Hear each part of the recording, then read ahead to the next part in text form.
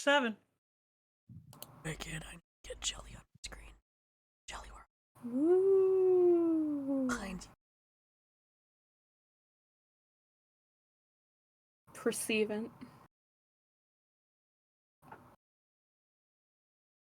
It's on my head. Stay. Mangie. Yeah. I just want to say your name. I like your name. Oh, thank you. I spent a lot of time deciding which one I would take. It's really honestly. Sounds like I didn't do that. Getting Jelly a little big. She's cute, tiny. Make No her take way. up half the screen.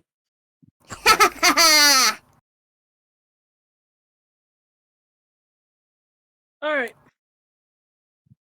We are Survivors Chapter 7. Chapter 7, Casper and Jasper. Oh, well, I already skipped the first paragraph. We're going on great. Jesus.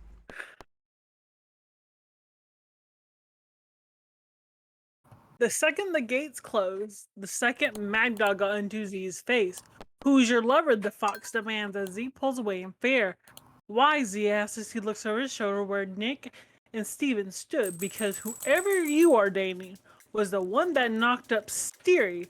Mad Dog yelled, making everyone stare at the hybrid in pure shock. Well, besides Basil.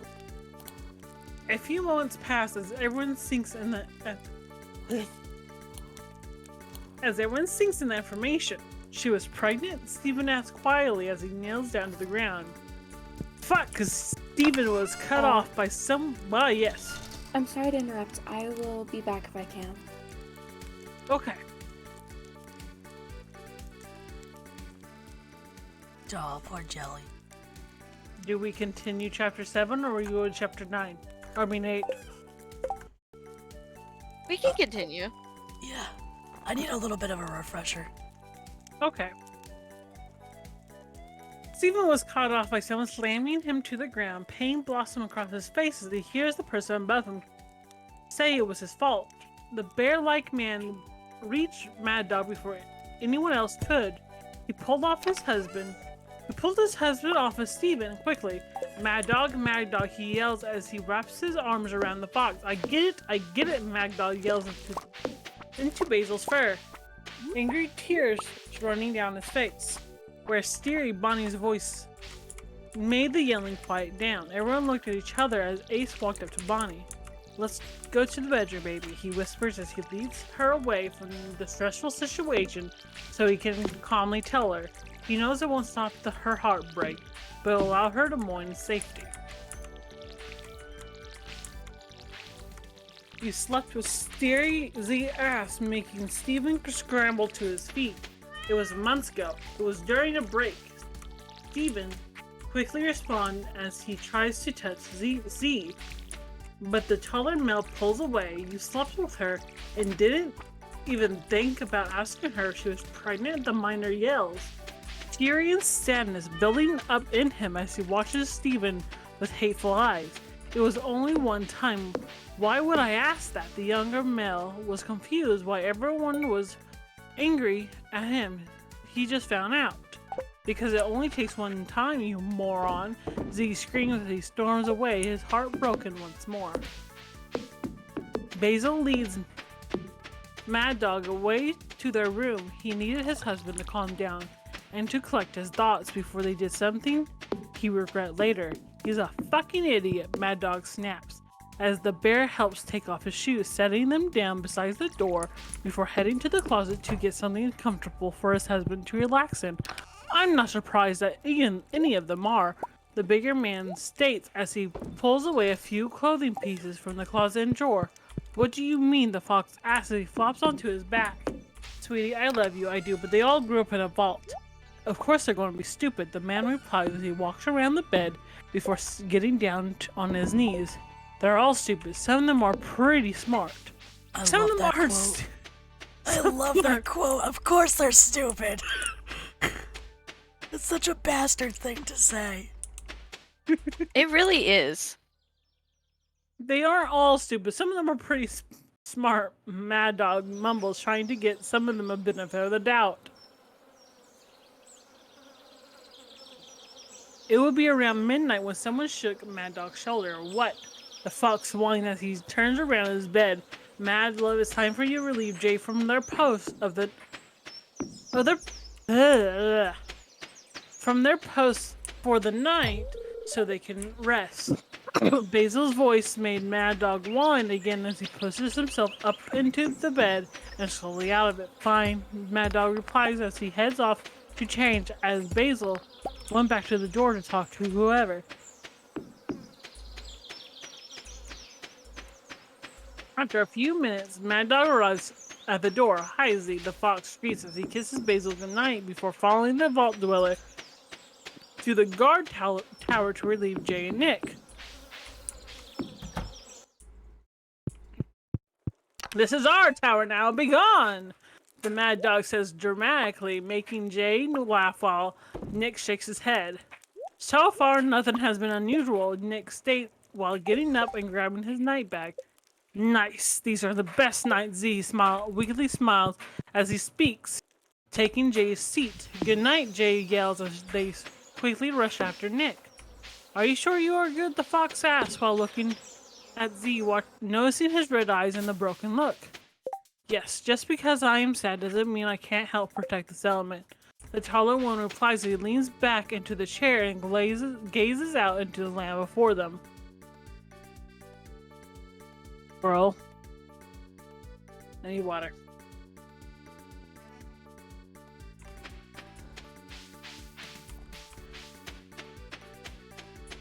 A comfortable silence rests around the two. As hours pass, but silence doesn't last much longer. As Z looks over at the hybrid, I have a question, the curly-haired man states, making Mad Dog lazily lean his head in his direction and decide to continue. What was your life like before you got here in Rosabelle? Z asks softly, watching as the fox sits up straighter in his seat. Why do you want to know? Mad Dog asks with a heavy sigh leaves him. Because you know so much about me now, about my life before, but I know so little about you, and I want to know how you got your injuries. Z replies as he goes back to watching the land before them. How about this? I give you an unknown fact and you return an unknown fact, because there are many things I still don't know about you. Mad Dog states, trying to make a deal. As he looks over to the man. Deal, Z replies with a soft smile. Let's do this. How old are you? I'm currently 20. I'm 28 currently. How many letters have you had? I have 7 in total. How many scars do you have? I have 1. It is on the left hip. Z starts as he turns himself in his seats, excited to know more about someone. I am 148 years old. I have currently 1 lever. Never had anyone before him, and nor do I wish to have any after him. I have 2 scarred areas, but they're not normal scars. I have a hole in my right ear where I was tagged and a dipping scar where I used to have my tail. Mad Dog answers as he looks over at Z, resting his head on his fist. Never felt any romantic feeling for anyone else. Z asks, confused feeling him as he watches Mad Dog shake his head. Why? How could you be so in love with Basil and never felt that emotion for anyone else? Z was baffled as the fox laughs. Because of what you felt, most likely wasn't love. It was most likely sexual want, or you confused it with platonic love. Mad Dog starts as he glazes out into the night sky. And I say that nicely because once you feel love, once you truly felt it, it'll be so powerful that it changes how you look at life. I say this because my love for Basil overwhelms my other feelings. I have never felt it. I have ever felt in my life, and it is still the strongest emotion I carry to this day. Z softly hums as his brows furrow. He wants to understand it. He wants to feel what Mad Dog is feeling, but he couldn't. The only emotion he felt so strongly for was sadness. Sad. The miner lets go of a heavy sigh before looking back out into the darkness. How did you get the hole in your ear, and are you missing a tail? Z asks another question as he thinks back about his scars.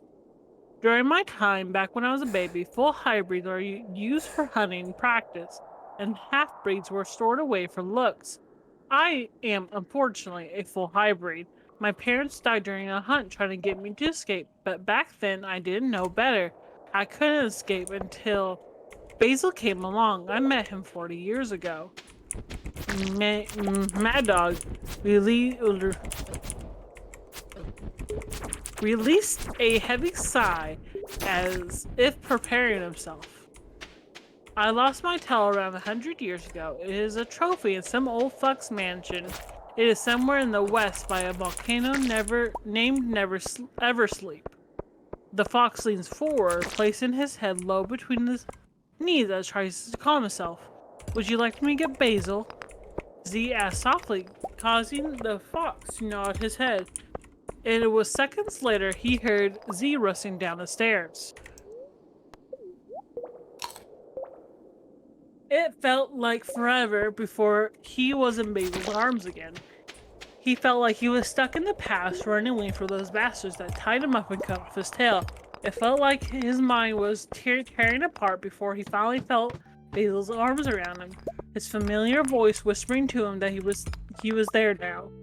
Z finally stood in the corner as he watches the fox cry into the bear's chest. Regretfulness settling into his heart. He didn't want to hurt Mad Dog. He was just curious. Roughly an hour had passed before Mad Dog finally calmed down in Basil's arms. Will you be okay watching alone? Basil asks as he lifts his lever and hopes to carry him back to bed. Of course, please take care, Mad Dog. Z replies quickly while waving his hands as he takes a chair. Good night, he yells as he watches the two walk away from the tower. Wait, I have a question. Huh? Is Squirrel gonna do a backstory as to, like, how Mad Dog got his name? He's technically a fox. Was he, like, did his parents name him this? Is this just, like, a nickname? Once, like, you know? You know what I mean? Squirrel, get on that! I don't know if she's going to answer. I don't know if she's going to answer in my chat or she's going to answer in Discord. A diamond. Okay, yeah, that was my only thing. Sorry.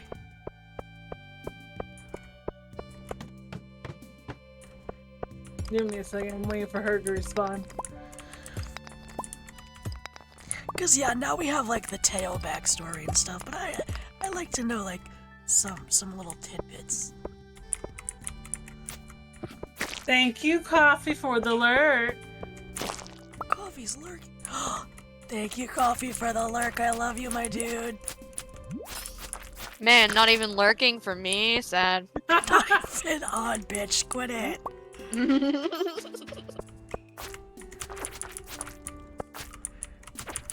I just got Lita's notification that she's live. Oh, she probably just went live. She posted that she was going live, but I don't think she was live yet.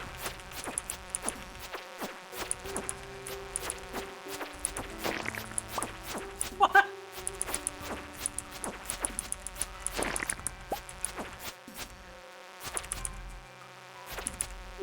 Dude, that was not an answer, bro. Okay.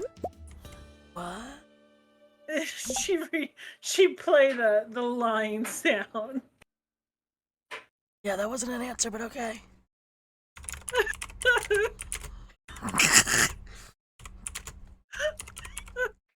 I'm confused. You all are. It's okay. I'm gonna assume since I don't have a have a no answer. She just responded in Discord. Maybe. Maybe. Oh, fuck. That's not the answer I was expecting. Rude. I think she just picked a random name and didn't think that far into it. I mean, fair enough. I probably would as well. The sunlight reaches across the floor as giggles fill the room. Stop tickling Bonnie's squeals as laughter leaves. Her Ace leaves as Ace pulls away his hands. Don't yell at me. She's not yelling at you, she's yelling at me.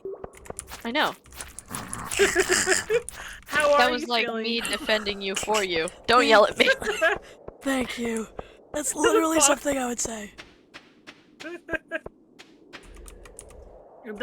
How are you feeling? The fox asks as he pulls himself out of bed, but soon after he feels a pillow hit his back. Like I had to pee, thank you very much, Bonnie huffs after she throws Ace's pillow at him and pulls herself out of bed. I mean, are you hungry? Ace laughs as he picks up his pillow and watches his wife scurry off to the bathroom's direction. Give me something light to eat, please. Bonnie's voice drifts softer as she leaves the bathroom. The fox shakes the woof. Wow. The woof shakes. Wow, his head. racist. Wow. Speciesist. Right? Straight speciesist. All canines look the same. That's how you know Uni's not like a fox or a wolf. Damn. I feel like Uni would be more like a herd animal. Like, well, yeah, I mean, but like more like a sheep or a ram or a deer. Or a deer! I mean, I would go with a horse, but okay. Yeah, or like a horse. Because, you know, Uni. But okay, so my original thought was something like a cow. Mine too! But then I thought, I don't want to say that I think Uni would be a cow. It's not because I think you're like fat or something. It's because you give me cow vibes. That's literally what I was thinking, though. Right? Fuck. What the heck? What is wrong with us? Together. I guess Uni's just cow flavored. Uni's cow flavored confirmed. Alright, sorry Uni, we didn't mean to interrupt you again for the 58th time. Yeah, my bad.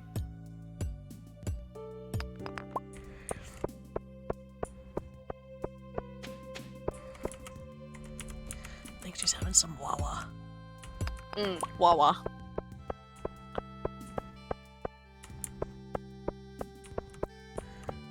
Oh, You that little doesn't shit. work. I'll change that later. Ooh, changing things. Yeah, my I'm dead voice alert. My sound alert doesn't work. Or it's very or it's very delayed. Cause that worked. This where fuck. The wolf shakes his head before heading out of the small house. He bids good morning to a few people as he's all awake and working. Good morning, Jay, he calls out after he sees them in the kitchen after entering the dining hall. Do you have anything light for Bonnie or do I need to wait? Ace asks happily as he takes his seat at the bar that faces the kitchen. It'll be a few. I just finished making Z's meal. He hasn't slept yet, so I want to get something in his stomach before he heads to bed. Jay answers quickly as they hand the meal box to Bertina before heading back to the kitchen. Good morning, Bonnie. I forgot about Bertina. No! You're attached now? I wasn't. I am now, because I forgot. Good morning, Bonnie. Bertina's voice filled the quiet dining hall, causing Ace to pout as he turns to see Bonnie slightly waddling to the building. You could have stayed in bed. I was getting the food. Ace whines as Bertina and Bonnie laugh before they parted ways. I know. I just want to talk to everyone, Bonnie replies as she sits down beside Ace before giving him a soft, quick kiss. Thank you nonetheless, Bonnie smiles as Ace nuzzles into her hug as soon as she said it.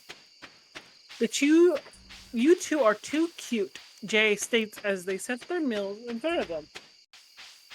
How's the baby feeling? Do you think it's too? Jay asks as they smile down at Bonnie's stomach. Definitely gotta be 2 or 1 very big baby. I already look like 9 months pregnant and I only 7 along. The bunny's voice filled with excitement as Ace grins as he pulls away from her.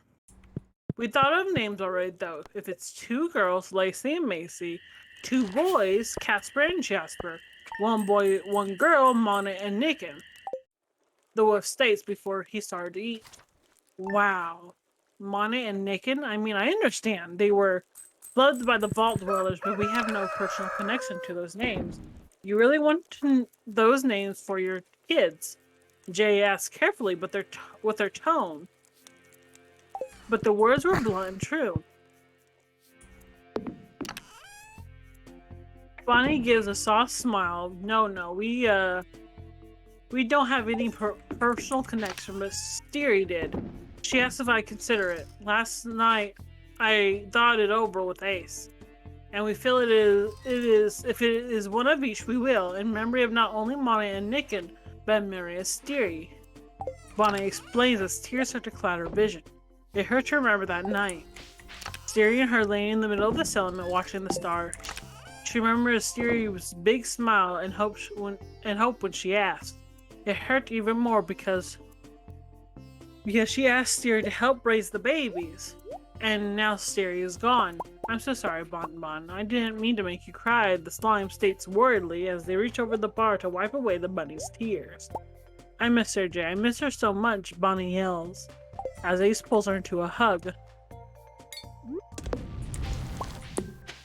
The bell ringing made Ace pull away from Bonnie before rushing out of the dining hall. Bonnie and Jay followed close behind before they... Oh my god. Got another thing to do. And I'm gonna blame him for it regardless. Okay.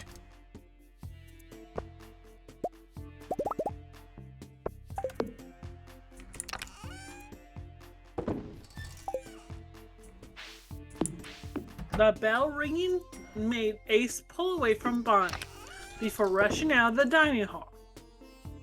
Bunny and Jay followed close behind. Before them, the gates were wide open. The wooden bar broken on the ground as a large fuck! I hate that word! Skeletal. I got you. Creature stood a few feet in the settlement. Jay, can you keep the monster in a lock? Ace asks as he waves Bertina over. Yes, hold on, the slime replies quickly as they rush over to the undead being. Bertina, protect Bonnie and get her somewhere safe. He orders as he rushes over to Mad Dog while watching Jay turn to a puddle at the enemy's feet. How did it get in, Mad Dog's? Mad Dog yells as he aims his crossbow before releasing a ball into its chest with what seems to be a heart beating in it. No idea, Ace responds as he loads up a crossbow for himself. It didn't work. Jay's voice caught everyone's attention as they watched the beast rush quickly toward. It's okay, you got this. Hi, sheep! Rush quickly towards Bonnie and Bertina. My mind is reading faster than what I can say.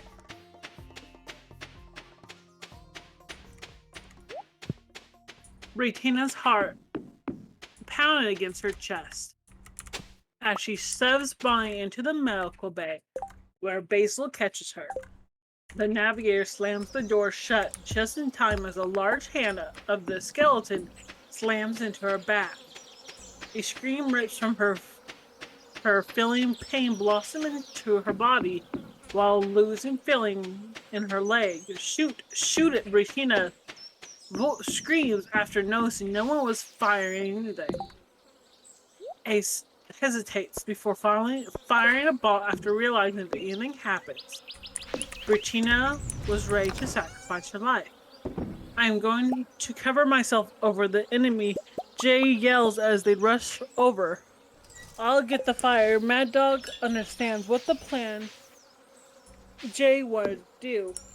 Ace loads another bolt as he watches the creature throw Bertina somewhere in the settlement. He hears no screams, which makes his heart ache. Another friend is gone. Eno, go find Bertina. Ace orders. Eno shoots him a glare.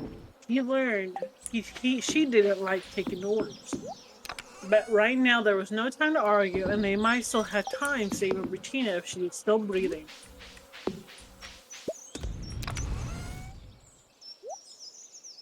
A animalistic scream leaves the skeletal beast Got it. as Mad Dog shoots a firebolt into it. The beast started to swing its arm, but Jay's slime hardened due to the fire. It only took a few seconds before the beast was almost like it was frozen in time. If it wasn't for the moving eyes and the fire, Eric, shoot it with your gun. Ace orders, causing the man to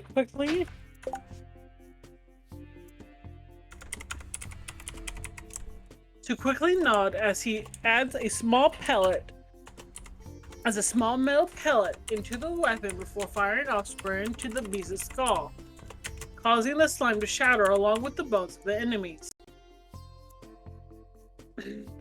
Water, Mad Dog, Ace states as he watches the fox scurry off to get water for Jay and as well for the fire.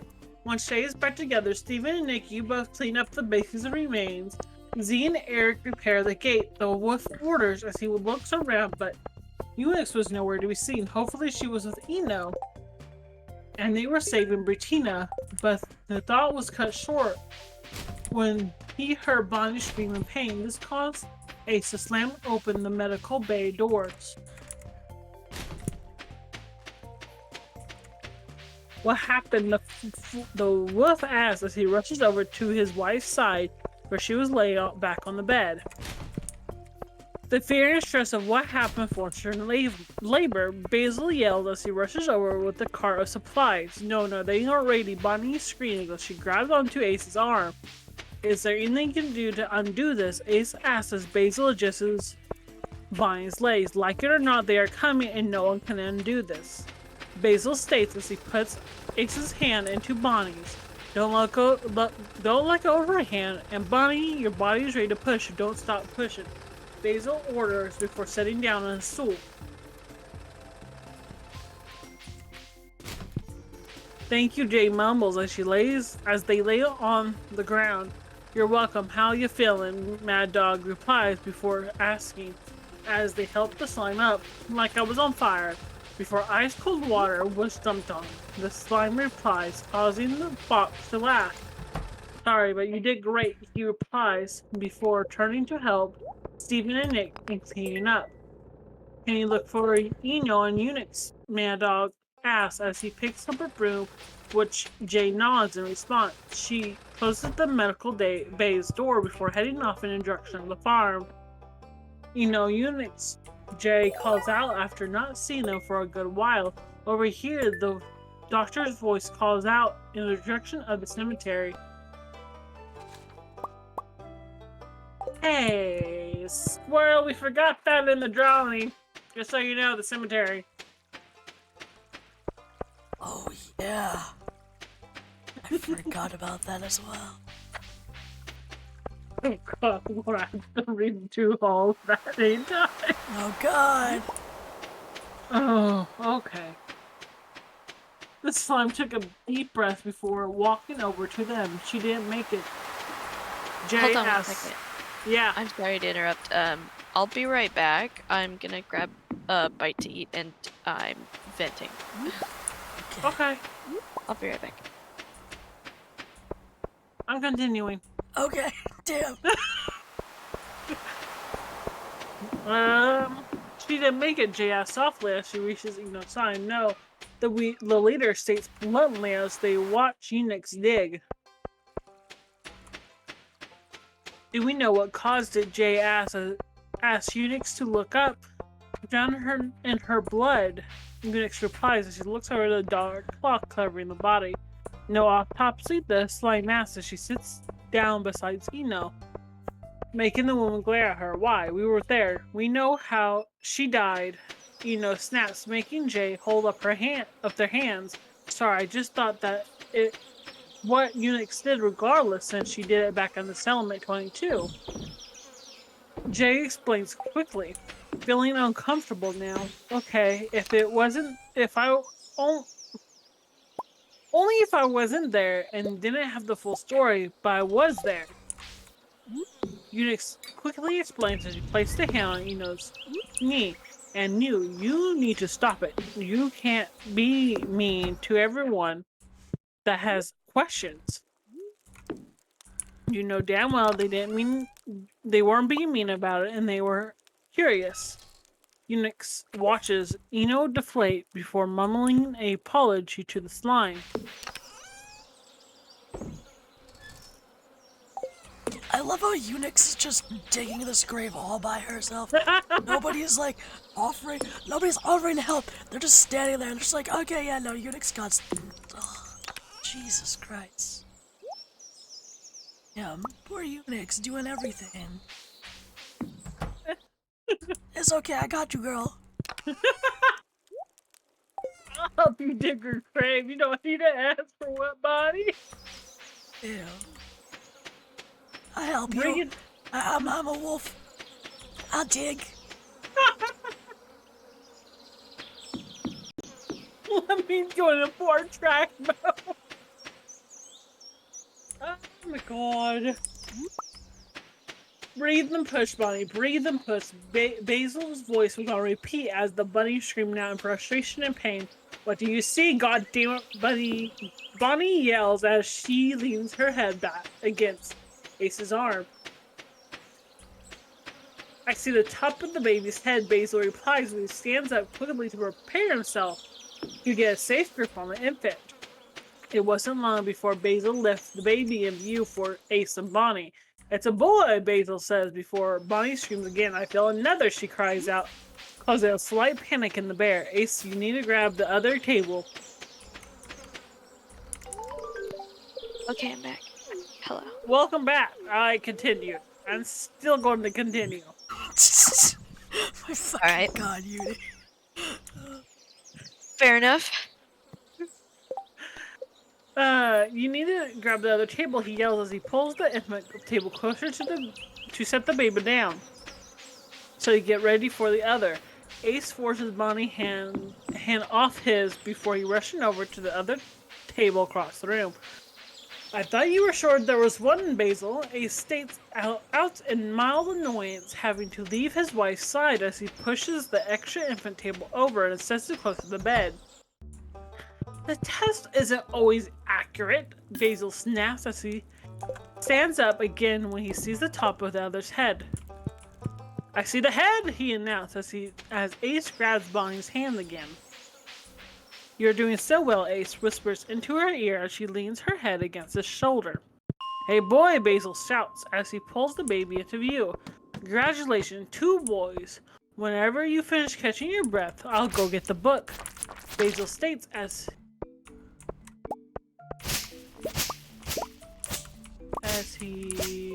he hands the boy with black hair to Ace and the one with white to Bonnie. Hello, Sylvia. I'm sorry. I just noticed. I apologize. How are you?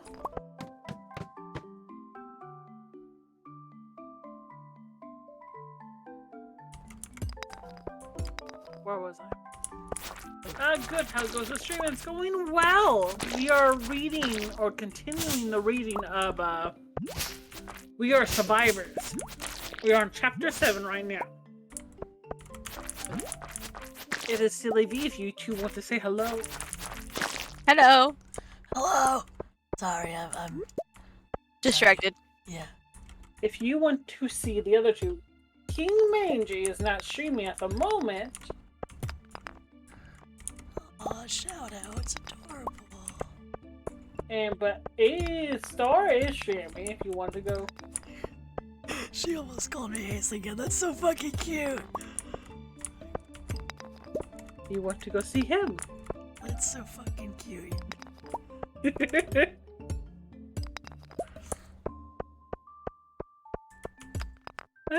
Where was I? Basil was leaving to go get the book for baby names. Okay. The door opening catches Ace's attention. Sorry, Eric, immediately apologize. Oh my god. Thank My you, Silly heart's gonna hurt V. me. Welcome. Merely apologized. He stood in the doorway. I just want to say I placed 2 cribs in your home so you don't have to worry about where to place them later. Eric says and returns Bonnie's wave. Thank you, Eric. Bonnie says happily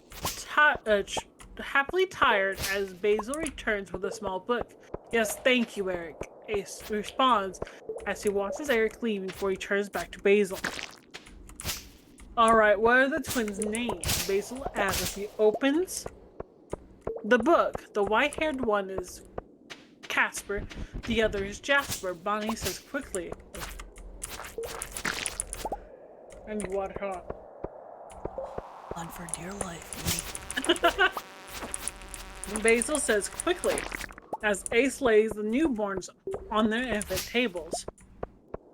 Alright, Bonnie. You will stay here with the babies until morning. Unix and I will make sure there's no issues before allowing you out of here. Basil states, making Ace's shoulder slump. Would you like a bed to sleep by your wife later, Ace? The bear asks, not looking up from his book. Yes! Ace yells happily, making his wife giggle as she turns to see Unix walking into the medical bay.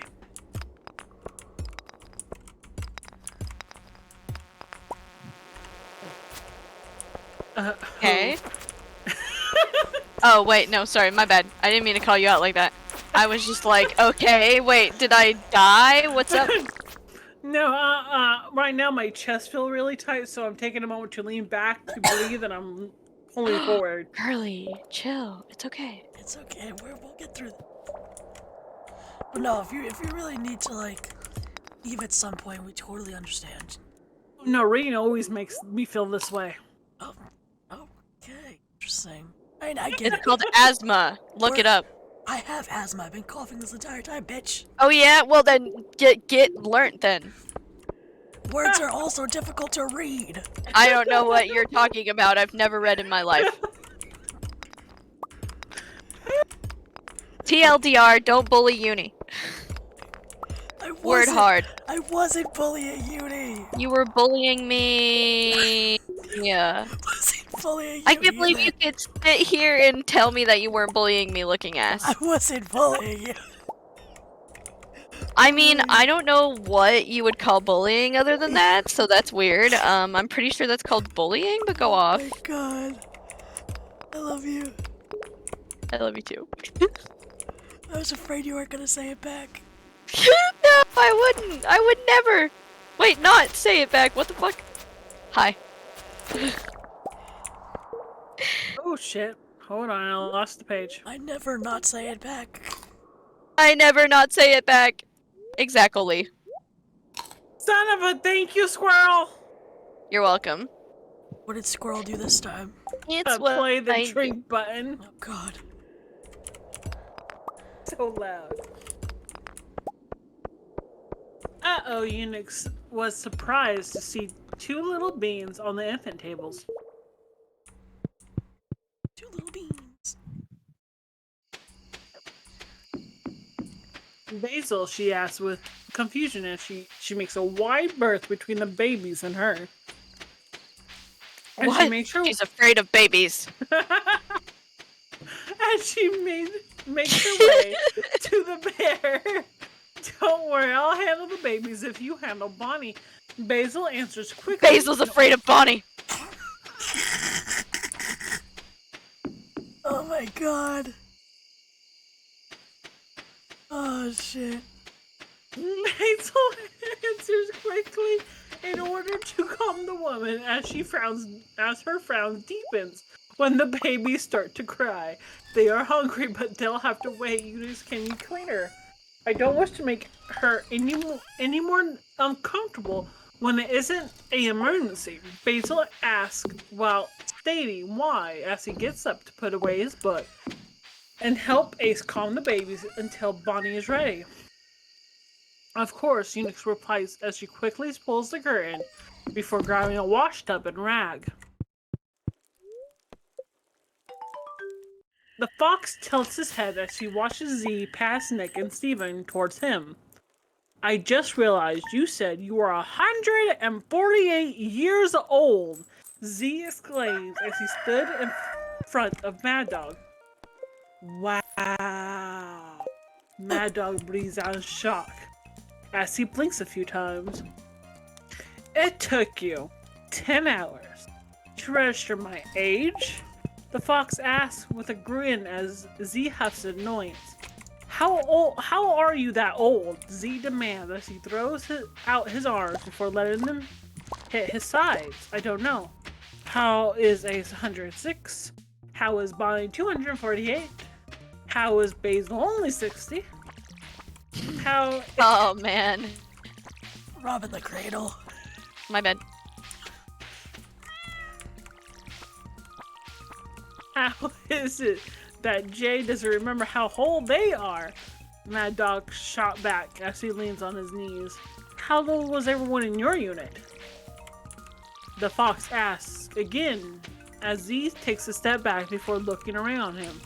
Why do you care how old we are? You're the one that's seen the world being built and fall over and over again, Z states as he sits down by the fox.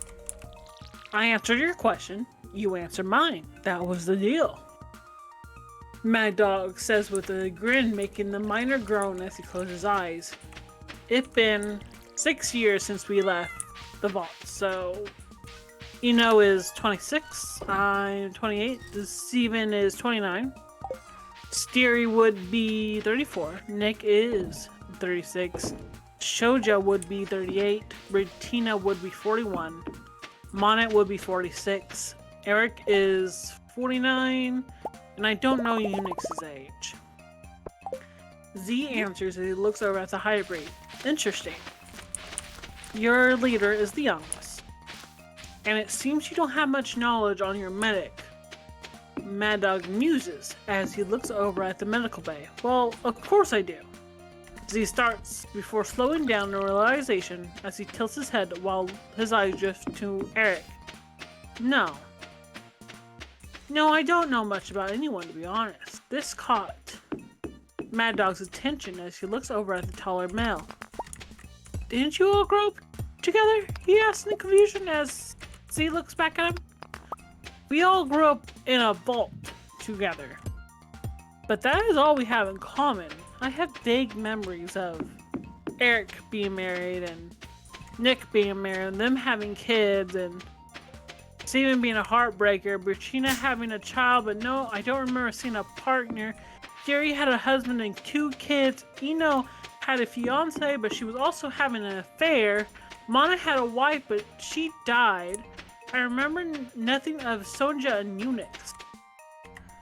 Z took a deep breath before looking around him. Damn. I don't know him. I don't know them. I don't know what their life was like in the vault. Fox hums as he leans against Z's shoulder. Then how do you know who is telling the truth and who's a liar? He asked softly before standing up and walking away to the medical bay after seeing Basil waving him in. Those words settle into Z's mind as he slowly gets up and heads back to his hut. How does he know? Enter Chapter 7, Casper and Jasper. Damn. Nice. I also don't remember this Eric character, and that's sad. Yeah, what the heck? Who the fuck is Eric? Where the fuck was I? Dude, I don't even think I heard the word Eric in those sentences, so I'm just like kind of confused as to where you pulled Eric out of. Eric was the one that told everyone about Monet and Nickens. Yeah, but I completely don't even remember this person. I mean, like, I don't fucking remember I this mean, like, person. I remember them telling everybody, but I don't remember, like, them other than that, to be Eric honest. found the land they were Don't were recall filmed in this. 22. Nope, don't remember. Eric, Eric, Eric is one of the Sam. engineers.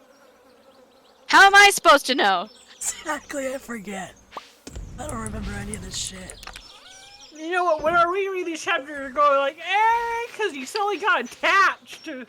I mean, yeah, 'cause I forgot. I forgot that she died. Oh my god.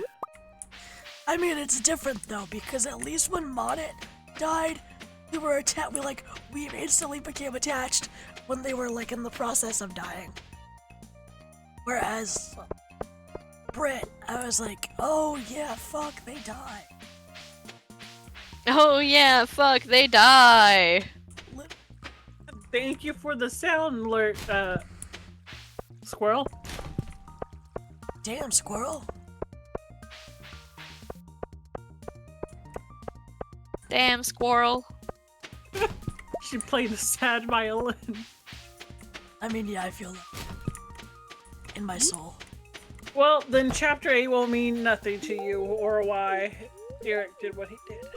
Okay. Sorry, squirrel. My brain is a peanut. If it makes you feel any better, I love them, squirrel. I don't remember who they are. It's cool, squirrel. Ugh, fuck. We're good, Just had- squirrel. Just had dramatic. God. I'm laughing so hard like I'm getting lightheaded. It's so fucking Oh funny. god! It's so fucking funny. I'm looking! Squirrel. Oh. We are survivors. Chapter 8. Chapter 8 Love. 2 chapter 8s. Yo. Well, No. they're combined into one, so don't worry.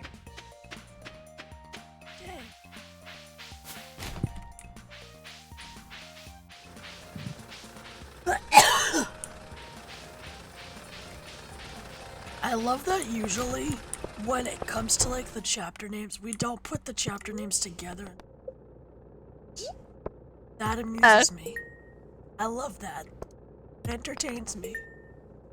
It's like, oh no, how is this gonna make my life a living hell? Literally. You've made me scared of names. Congrats. Literally afraid of names. Because we know they're gonna disappear soon. Whose name? I mean, everybody's names. Chapter names, Yeah. Like character names, everything. Like, literally, Monet was a chapter, and we were like, who? What the fuck? And then it all made sense, and we were like, oh, Monet. And then it's like, oh, Jasper and Casper is a name of a thing, and I'm like, oh, okay, you know. And then it's just like babies, and it's like, what? Okay. Yeah. Or like, what was the title for the chapter when he passed away? Change in routine. Yes. Yes. That shit fucked me up. Like, what the fuck? Yeah, see, that's my point. Like, I love that we get the chapter names after the chapters. Unit Yeah, 10, and then it's like- Chapter 1 was Unit 10. Chapter 2 was Not Waiting Any Longer. Yeah, that one was Yes. another one. Yeah, because that's when Monet. It's like, we should get a medic, and then they don't wait to cut off Monet's arm. No, Chapter 3, Change in Routine. That's when Monet was asking for a medic. Chapter 2 is Deadfall. Oh, yeah. I remember because it reminded me of Skyfall. That one That was a movie. good show. Or Chapter whatever. 4 is Monet. Chapter 5 was Empty Eyes. Is where Oh, Soju dies. I was just gonna and say. we meet you. I was just gonna say, isn't that when Sony dies? Get out of my head. Chapter 6, They Aren't Them. Yeah, that's when they found all people. They were fucking weird. And we just read Chapter 7, which is Casper and Jasper. Which made sense after, because it's the babies' names. And then I lost Chapter 8, and now we're reading Chapter 8, which is Love. Alright. Play it on me.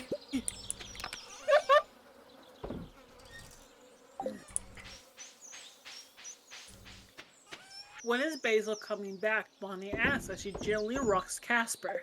Tomorrow, why? Ace answers, before adding a question as he looks up from his book. Casper and Jasper is getting more pink than before. Bonnie starts, but Ace quickly cuts her off. Eunuch said he is fine. That they are fine. That all it is because they are of the hard crying. He just finished crying just seconds ago. The wolf tries to reassure her, but the look she gives him tells him that she is still worried. With a heavy sigh, he gets up and walks over to the bed before sitting down beside her. The moment Basil gets back, the very moment he gets back, I'll request him to look at Casper and Jasper. Ace states as he pulls her into her embrace, careful to not disturb the baby. Thank you, Bonnie whispers after a few moments as she gets up to lay Casper in his bassinet. Are you watching tonight? Bunny asks as she crawls underneath the covers. No, Jay and Eric are watching tonight. They volunteered for Z and me. Ace replies as he carefully climbs over his wife to get to his side of the bed. Okay. What? I was gonna ask why are they covering for Z? If I read further, you'll find out. Oh fuck, okay, damn.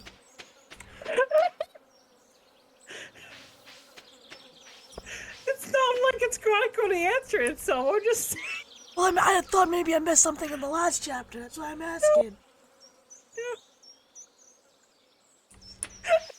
You still. He climbs over his wife to the side of his bed. I haven't seen him in a week. I hope he's okay, Bonnie whispers as she cuddles against her husband before trying to get some sleep. Good evening, Jay, Eric calls out with a soft smile as he waves towards the sleepy slime. Not so loud, people are sleeping, Jay states as they walk up the steps. Are you ready to test out my weapon tonight? Eric asks as he holds up the gun that shot the beast with a week ago. Yes, Jay shouts before a cuss drops. Soon after, as they look around to make sure no one was exited from their homes. I thought we were supposed to be quiet, the black-haired man teases as he sets his night bag down beside one of the chairs before readying up for Jay. Leave me alone, Jay whines as they set their miniature bag on the long end table. Tell me about the weapon, Jay says as they take the weapon from Eric, looking it over. Give me 1 second. Take your time.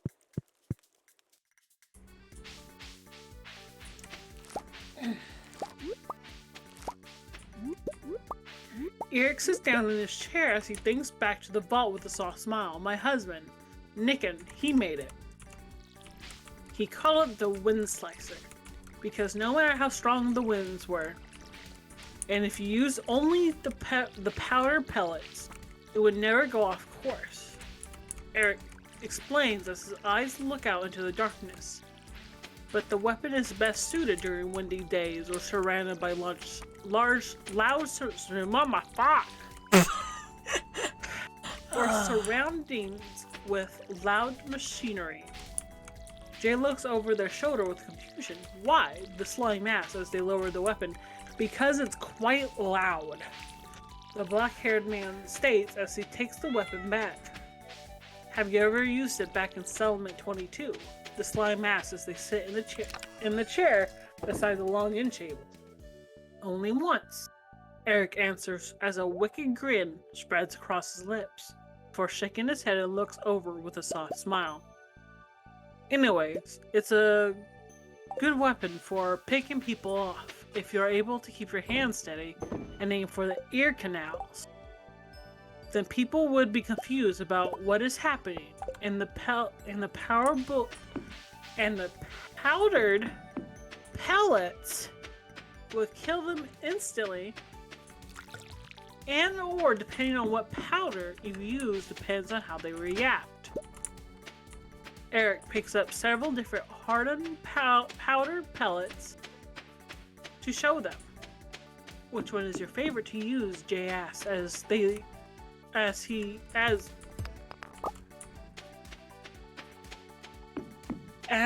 they lean forward on the end table in between the chairs. The yellow one. It will immediately numb wherever it hits, and it'll start thinning the blood.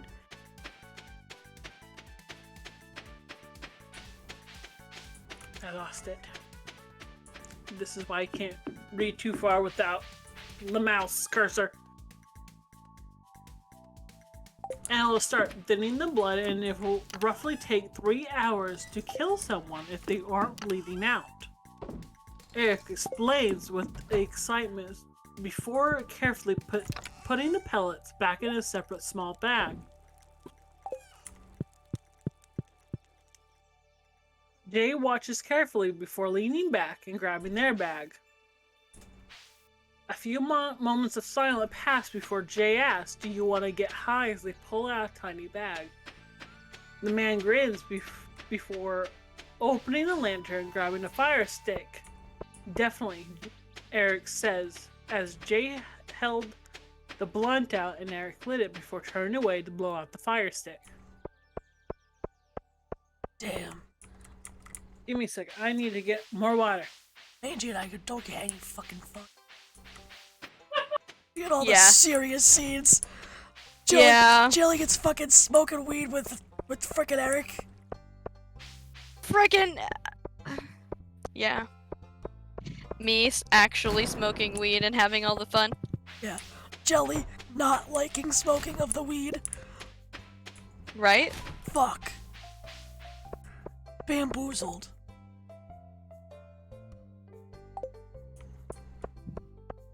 Lead.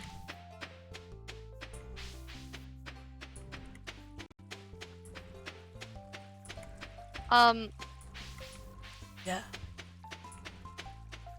I have my wonderful fiance in my game now, and I'm very happy. Yeah. But all he does is watch TV with Soul. Fuck. Which is a little sad. Is. And I'm standing on a corner for some reason with Gibo because the walking thing broke, and so I want to go home, but I don't know how to go home. Can you show me them later if I'm awake? Yes. Yes. Of course. You could see them later. I am back. Welcome back. We missed you. I missed you too. I hope You have so. any compliments or questions or concerns so far? No, we were just bitching that Jelly gets all the fun. Yeah. Let's hope the fun lasts then. Oh, fuck.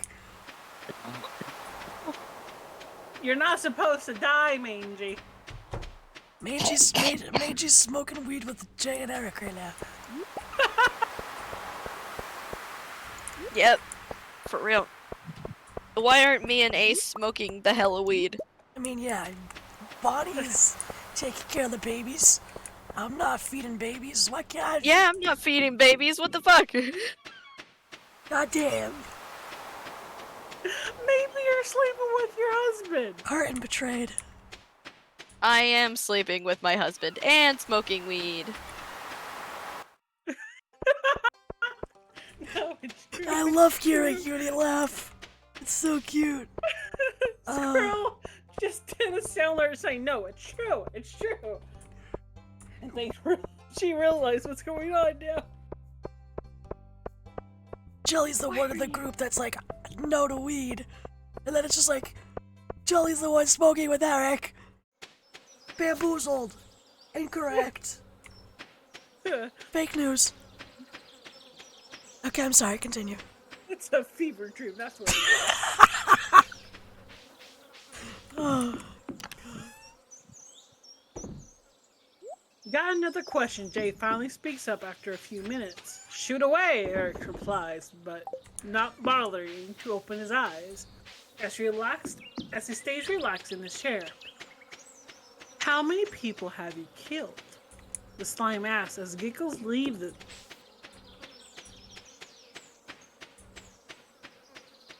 It's a weird thing to giggle about.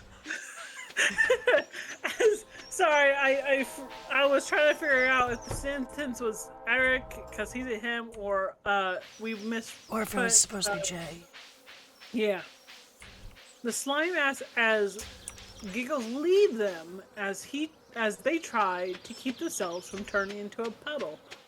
With the weapon or with the sabotage? The question leaves Eric as he lazily looks around the hybrid. A few seconds pass as Jay looks over with wide eyes. What sabotage? Jay asks in a whisper, surprise evident as they look around before looking at the man. The sabotage that made my unit leave. Eric grins as he closes his eyes again. That was you? Jay whispers as they lean over the end table. Why? What made you do it? The slime questions as Eric's laugh fills the air. Eno's parents were idiots. I knew my parents shouldn't have said anything to them. The moment they learned about the cast, they were like, oh no, how could you? And what about the children? God, they were so annoying, and even more so when they decided to change the rules and how to run the vault. Eric's voice grew in anger before shaking his head. For 50 years they stopped the gas, so it was 50 years of build-up. Accidental sabotage? I'm not mad. They finally understand it now. He explains as he runs a hand through his hair. Why are there so many evil people in this group? Fucking Sonia! Fucking Eric killed everybody in the beginning chapter that we just found out now! Killing children! Fucking baby murderer! Fuck! God damn! I'm sorry, you're yelling, and my fucking Sims are fighting, and I'm scared. I don't know what happened. I feel you. Bastard started yelling at a child, and it really pissed me off. Well, what Uni just said is basically Eric was the one to kill everybody in the first chapter. Yeah. That's fucking ridiculous. I love the comment, yeah? I got that part. Like they assume this. Even though they don't remember who Eric was. Yeah, no. I don't fucking know who Eric is, leave me alone! I'm still not quite sure, but I know he killed people now. I killed 2 people with a limb slicer and over 20 people with the sabotage. But they didn't stay dead for long, so technically, I only killed 1 person. Eric states, as he closes his eyes and leans back. All the while, Jay processes the information. The slime didn't know when it happened, but they felt strangely sober again. Just as Jay realized that, they also realized that the man in front of them was a serial killer. The slime looks down at their feet before slowly getting up. I'm going to get some water, Jay states as they look over their shoulder at Eric. The man waves his hand, unaware of everything around him, as the slime tries not to race down the metal stairs. and tries to keep a normal enough speed as they head towards Rosabelle's leader's home.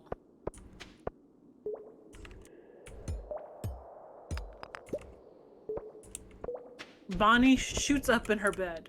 The sound of rapid knocking wasn't what woke her. The sound of her baby's crying did. She shook Ace before getting out of bed after confirming that the man was waking up. "What is it?" Ace asks groggily as he sits up, watching Bonnie pick up one of the babies. At the door, Bonnie barks in annoyance from the lack of sleep and the crying babies. The wolf nods as he stumbles out of bed and rushes towards the door. A distressed slime wasn't on his list of things to see tonight, but there they were. "Jay, what's wrong?" Ace asks in confusion as he leans out the door to see if anyone else was around.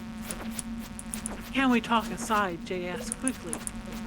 Every bump in the night making them jumpy as they think that Eric might have realized what he confessed. "Shit, yeah, come on in," the wolf said as he stepped aside allowing the slime to rush in. "Jay?" The confusion leaves Bonnie as she looks at the nervous slime. "What's wrong, baby?" The mothery slime left the bunny as she set her son down as they quieted down again, but the peace was a limited luxury. "Eric is a bad man," Jay blurted out, making the two furrow their brows. "What makes you think that?" Ace asked as they watched the slime sit down on the couch. Bonnie follows close after. "Because he confessed to me that he was the one that sabotaged the vault. This took them back as the couple looked at each other before looking at the slime. "You're sure he said this? Eric did that?" Ace asked carefully. He was shocked. Ace knew whatever happened that the vault dwellers were going to fight. He knew some hearts were going to be shattered as he walked out of his home. He walked up to Eno's home, knocking on the door. The tired woman opened it after a few seconds had passed. "Ace, what are you waking me up for?" she asked in confusion as Nick steps into view behind Eno. Choosing to ignore the thought of why Nick was there, he looked back at Eno. "We got information on Eric, and I want to tell you first since this is your team."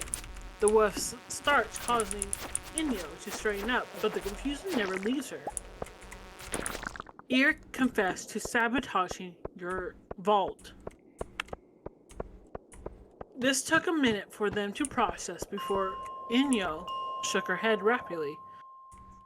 No. Eric would never do that. He had people he loved there. He had a family." Eno states as she turns to Nick, but Nick was still processing what he heard. "I am sorry, but based on what I received, it seems he knew what he was doing and what he was doing it for." Ace quickly adds as he hears a door to his left open. "What's going on?" Steven's voice was recognized quickly, causing everyone to look at him before looking back at each other. "Ace just told us that Eric sabotaged the vault," Nick replies as he slips past Eno. "What? That can't be. If he did that, then Steven trails off as he looks past Ace's shoulder. "Did you lie to us about Sonja?" Steven's question caught everyone off guard, but soon became clear when they saw Eric standing in front of the group's homes. That Sonja killed Monic? That Sonja couldn't accept Monic or Nicken? Eric asks as he tilts his head back. His body's still showing that he's still very much relaxed. This fucking bitch. Oh my god. An uncanny sight to see in the man. "What I said about Monet is true, but I lied about Sonja's actions." Eric clarifies a bit as his eyes starts to Ace. Ace freezes when he finally sees in the darkness that Eric is holding a weapon. Then tell us the truth, you bastard. Nick yells, stomping in Eric's direction, but his approach was halted when Eric lifted the wind slicer. Now, you must wait for me to respond before trying to attack me. The black-haired man teases as a weak smile covers his features. Sonja wasn't a bad person, nor was Monet, but what they both had in common was sleeping with my husband. Sonja was always head over heels for him. The week they stopped seeing each other was the week they were trying to cover their tracks, but I already knew. Eric starts as anger starts to show in his voice. I also found out during that week that my husband's been sleeping with Monet. My husband fell pregnant, and it wasn't mine. His voice grew in range as he moves his gun towards Steven. I thought it was Monet's, but I remember that Monet couldn't give his wife a baby. You're the only one that slept with him. Just like Monet's wife and Bertina. You were famous for sleeping around, Steven. Eric sneers as everyone feels fear sink into them.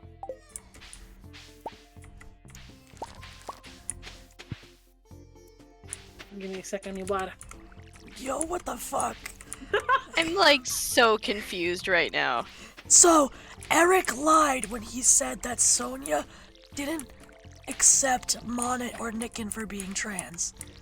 He lied so that they'd kill Sonia because Sonia slept with his partner. Yes. So Eric caused the beginning gas leak in the first chapter, and he's the reason Sonia's dead because he lied. And What the fuck? I guess Steven was also sleeping with his partner, so Wait, was he being truthful about Monet? Monet? Yeah, being he was trans? being. Yes, he says that he was. What he said about Monet was true, but about Sonja's actions were false. Yeah, so Sonia she wasn't really a Another- transphobe. Yeah, and he never said anything about Nick sleeping with him, just Steven and Monet and Sonja. Fucking damn. It's getting juicy. This is getting juicy. I'm getting so Jeez, what stressed. the fuck am I doing? You wrote the story! What did Squirrel say? She played the sound alert. What the fuck you doing?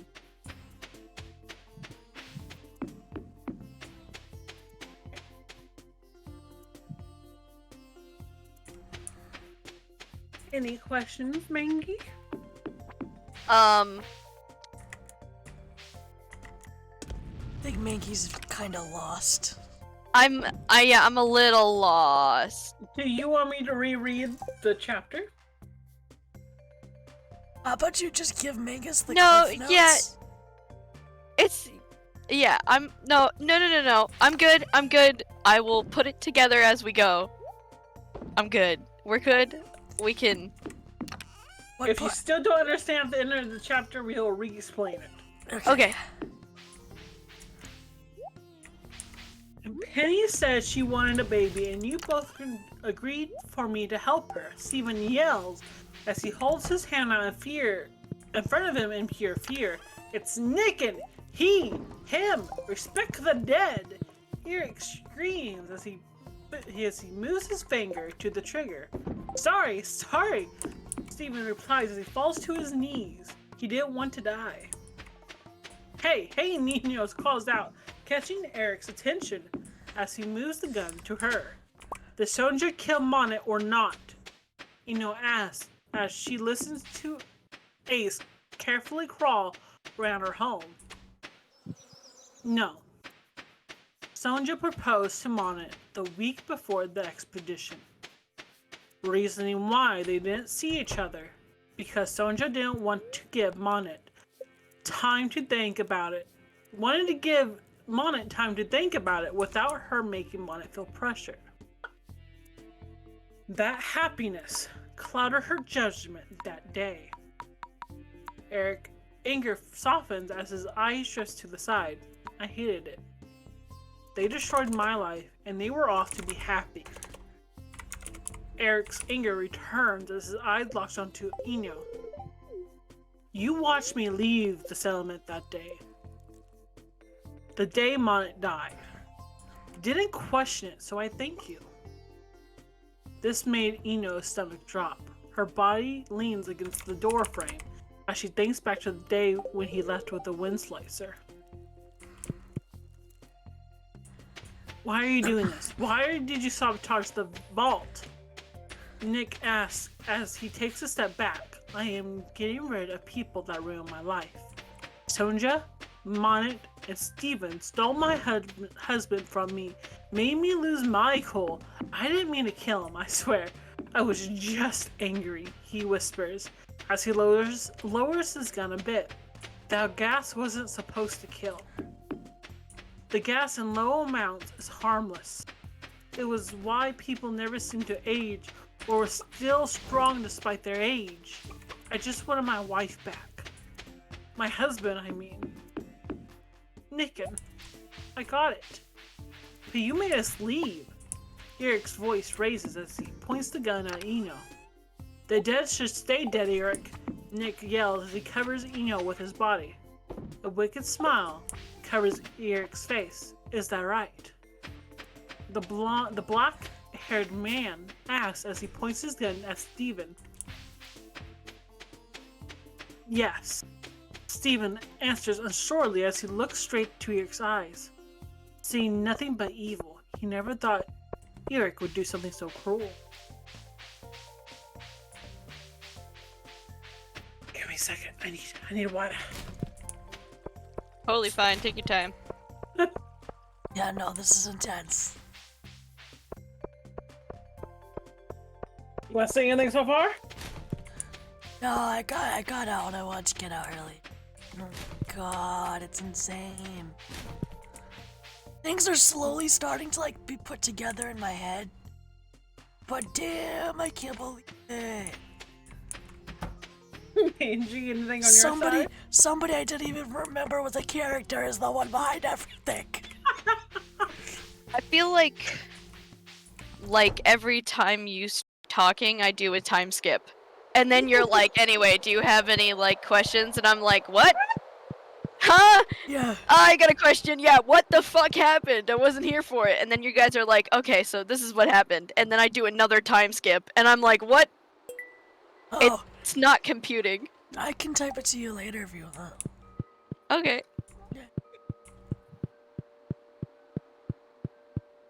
Mangie's having one of those days. Once it sinks in, you're gonna be like, yo, what the fuck? Yo, what the fuck? Alright, I'm going to start again. Okay.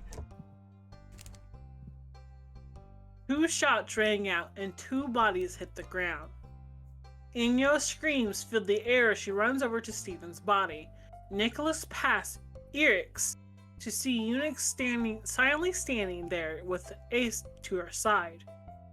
Eunuch quietly hands the gun to Ace before walking away. I'm sorry, Ace states as he watches Inyo cradle Steven's body. I wish I was faster, he states again, before falling after Eunuch. Nick slowly moves over to Inyo. He rubs her back as she tries to process everything. It all happened so fast. He felt so lost, his head pounded as he felt like his mind was pounding against the skull.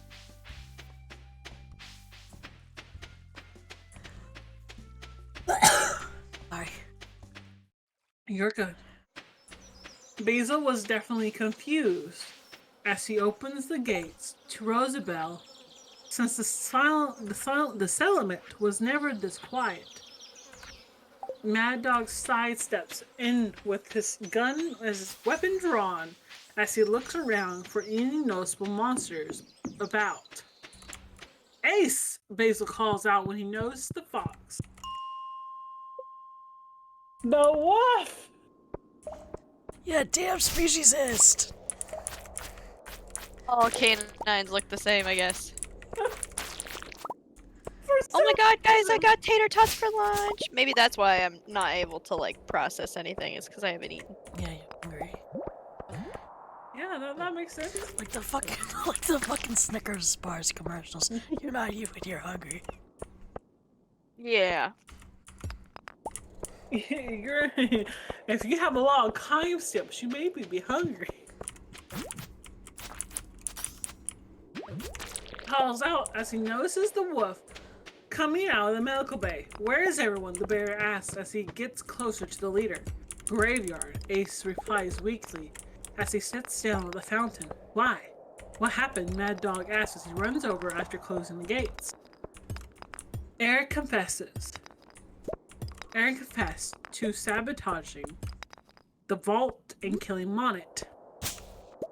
Ace states as he lays his head in his hands. He also killed Stephen before he died. He continued before a sob rippled through him. Stephen! Stephen's dead! What? What? When? Fucking...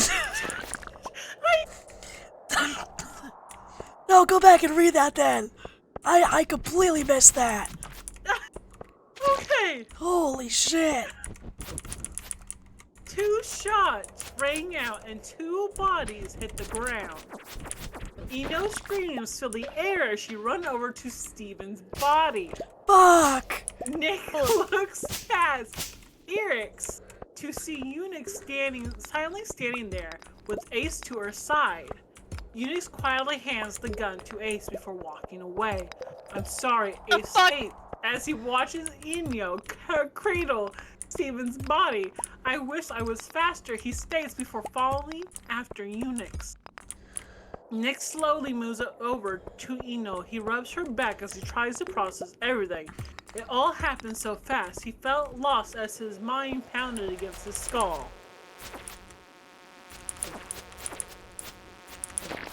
Okay, first of all, I trust Unix judgment, but what the hell? I'm sorry that one half of your ship is dead, Mangie. It's alright. We'll find another. I ship what is it, like Zazel dog? I thought you said you didn't. Well, I have no choice, so I guess I do. Oh yeah, fuck, I forgot about that. Yeah. Damn. I also I gotta wait, hold on, I have to tell my fiance that we have a boyfriend. Babe, we have a boyfriend. Yeah, you have me, I'm your husband, but now we have a boyfriend too. Yeah, his name is Z. His boyfriend was just killed. His boyfriend was just killed. Are you okay with that, my love? Yeah, he's cool with it. It's gonna have to be like you said. Cause, I ship Ace and Body too, but how the fuck do you put that into a ship name? Ani. Ani. Yes. Or base. True. Boss. Goodness. Sorry. That's just Or- hilarious. We're fanboys. We do this. There's a dog. Yeah, Zazel dog. Oh my goodness. Here, you making fun of us. Oh, no. I just think it's funny with the names. Just right up on the spot. No, thank you to it. Yeah, no. And, it's Eric that shot Steven, and Unix shot Eric. That's what Squirrel said. What? Okay, yeah. Oh wait, okay, alright. Yeah, fair, okay. I was a little confused because Eric was holding a gun, so I was like, wait, did Eric just like murder suicide or?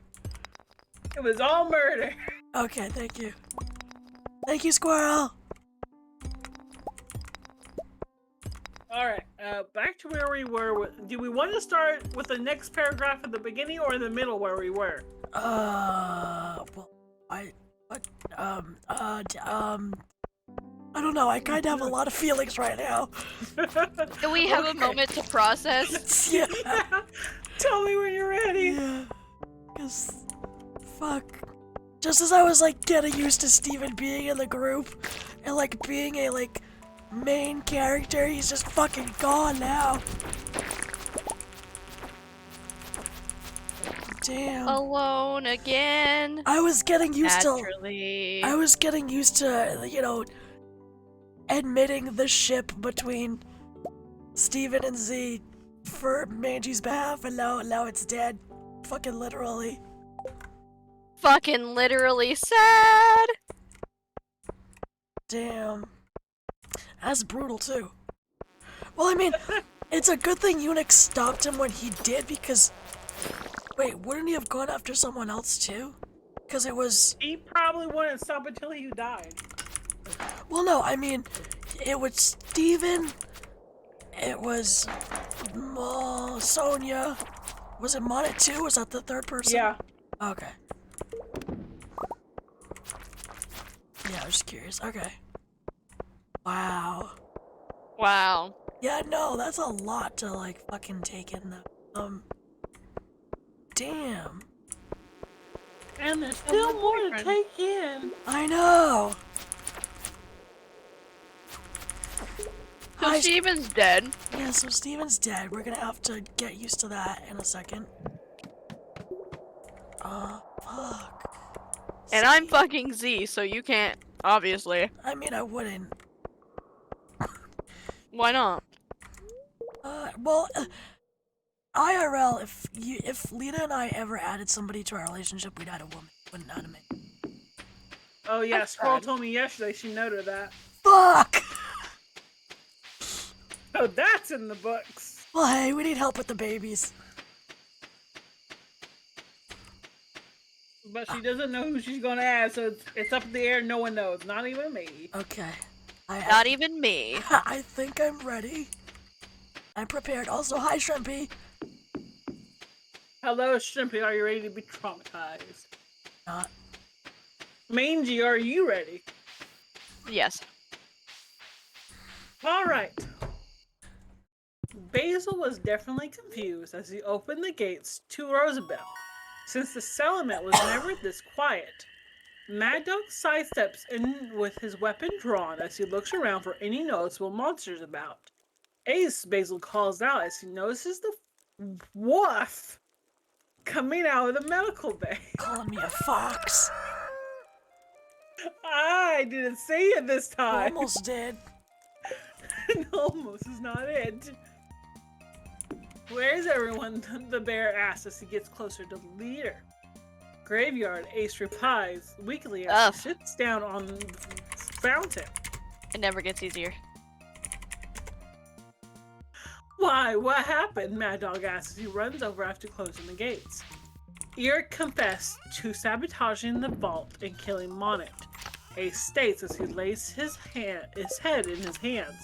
He also killed Steven before he died. He continued before a sob ripped from him.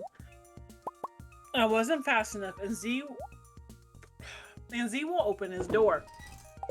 I am scared. I'm so fucking scared for these people. He whispers as Mad Dog pulls him to a hug. I'll get my spare key and check on him, Basil states as he walks up to his house. He knew Are you Z okay? Yeah, sorry. I'm drinking carbonated water. That sounded like a hard swallow. Yeah, it kind of burns.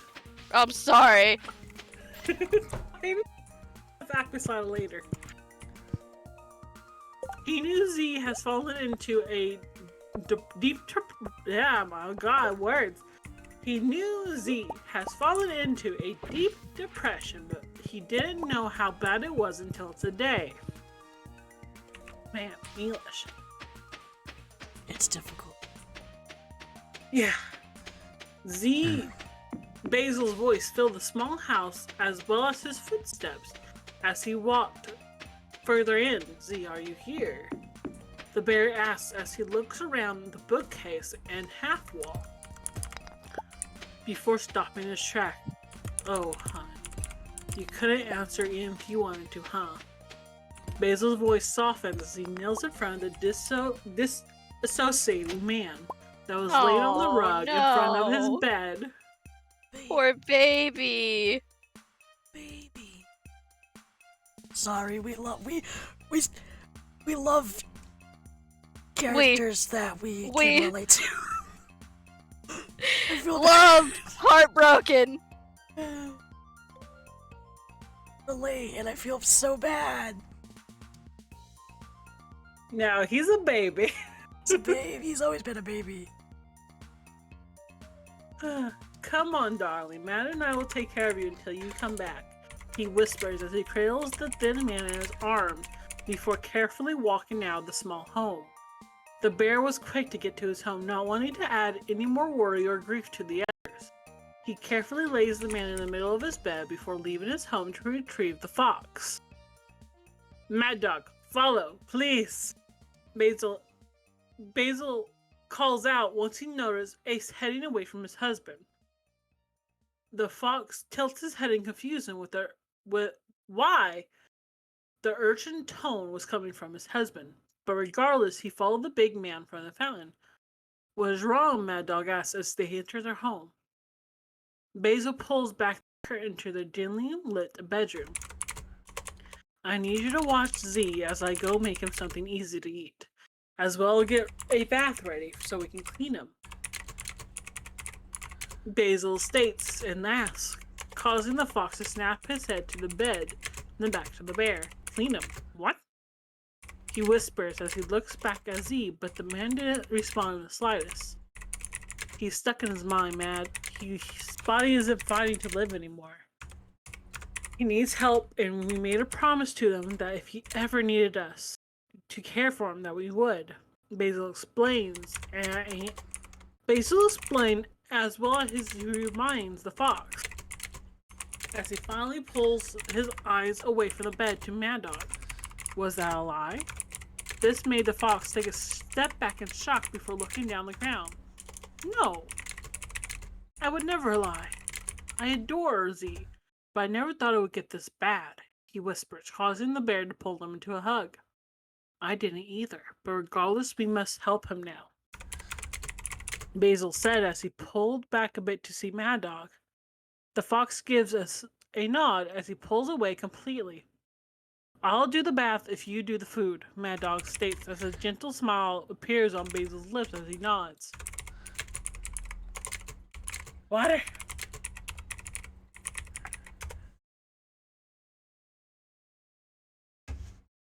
Sorry, I was looking at Bastard's art, and I agree, Bastard.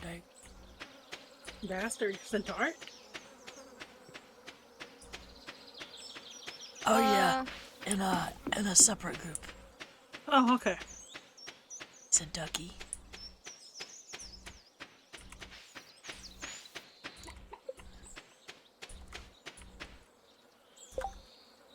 Sorry, I zoned out. Where the fuck are we?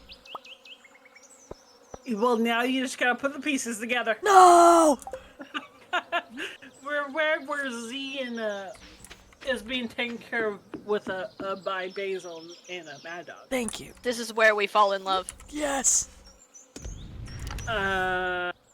Maybe? Kinda cute. Kinda living for it, to be honest. What the fuck? Alright, yeah, alright. It's adorable. I ship it.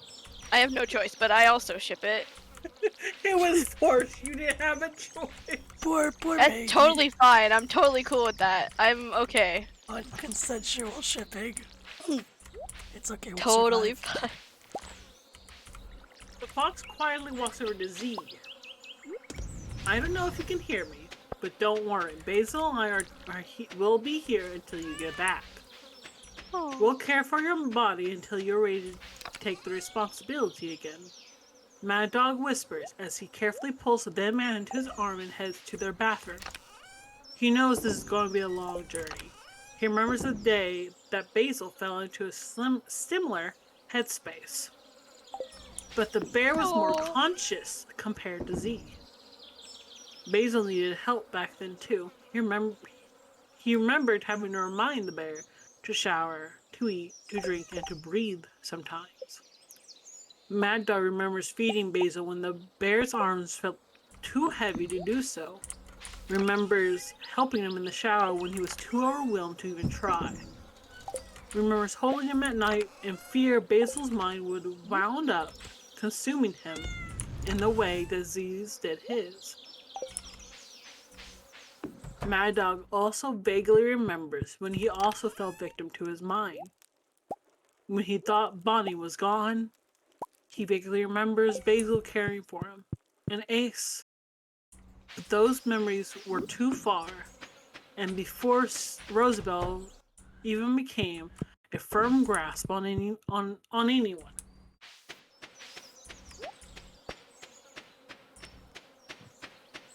Were there any movements? Basil's words broke Mad Dog's thinking. The fox looks up from Z as he steps out of the bathroom. Huh? Ah, no. He didn't say anything. He didn't move at all. The fox replies after a few seconds of processing Basil's question. The bear's shoulders stink a bit as he nods. Hey, he'll be okay, Basil.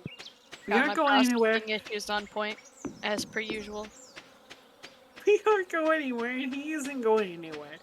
Mad Dog gently reminds with a soft smile. Our love is strong. We can take it. Basil cracks a smile as he gently kisses Mad Dog's forehead before leaning his head against Z's for a second or two and pulling away. I'll do laundry after I bring you two food, he states as he walks back to the stove. Thank you, Mad Dog replies as he walks back to the room. The fox carefully moves Z into the middle before the knock on the front door gets his attention. I got it, the fox calls out as he walks past the curtains and opens the door. Bonnie, how are you? The Mad Dog asks with a slight surprise and a soft smile as he looks down at Casper and coos at him. Is Basil home? I need him to check Casper and make sure he's okay. Bonnie asks quickly as she walks Casper. Yeah, he's in the kitchen. Come on in. Mad Dog replies as he steps aside and closes the door behind her before pulling back the curtain that covers the doorway to the rest of the home. The bear looks over his shoulder when he heard his name being called. Bonnie, he states happily as he puts the wooden spoon down and turns down the heat before moving towards her. Can you see if Casper is okay? He has been real pink and it's just not going away. Bonnie quickly asks as Basil carefully takes Casper from her. He moves past her to a small medical area. He carefully lays the few-week-old baby on the table before doing some tests he was able to do in his home. A soft smile rests on his lips as he picks up Casper and hands him back to Bonnie after a few minutes. Skin pigment.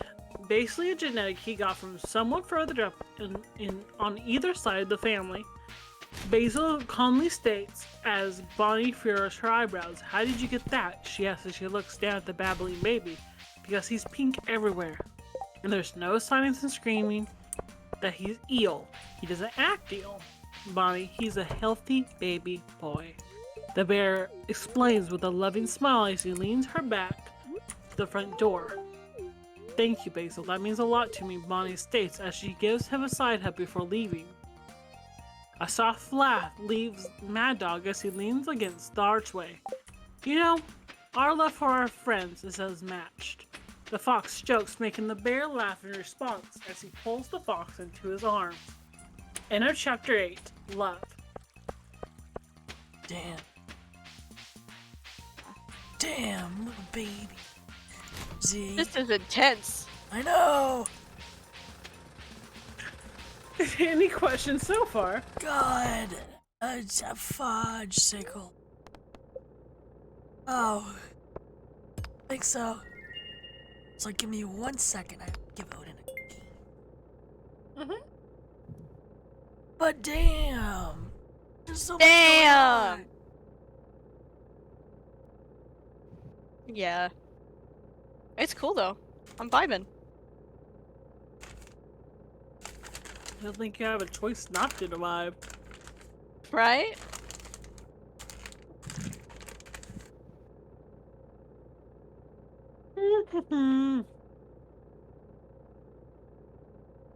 Are we ready?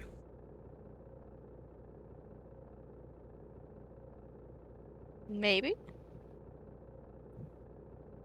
Are you ready, Mangie? I don't know. I don't know. Oh, I'm stressed. I'm back. What's going on? Hi, Beck. I was asking if we're ready.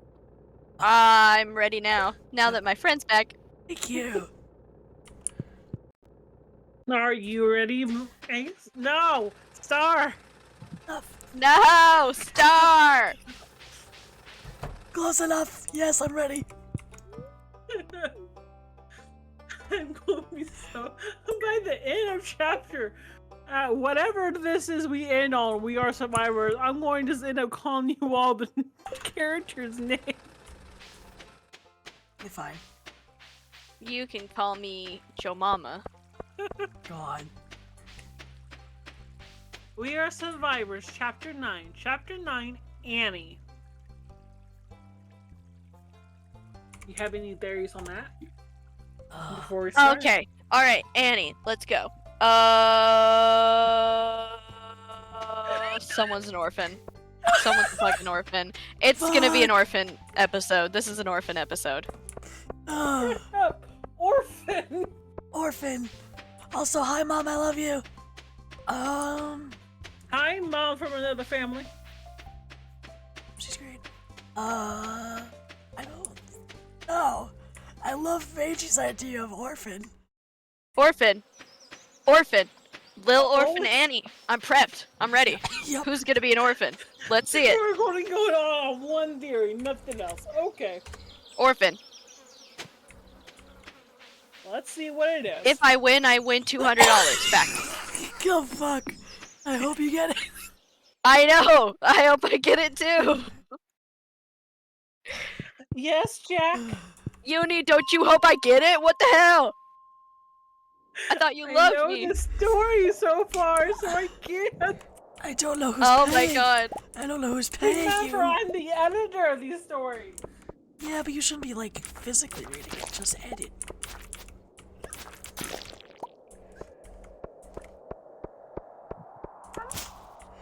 Get Oh up my here. God, so much stuff has happened. Yeah, I'm stressed. I'm I straight up know. stressed. Yeah, like, damn. Get Oh up my here. God. Say hello. It's okay, he doesn't love us. I love you. I love you. Don't worry about it. It's totally cool. Are you gonna say hi to them or just put your Hi. paw on my chest? Oh, I'm sorry, my bad. Oh, dude. You can't rub the mic. You need to scream into it. Meow.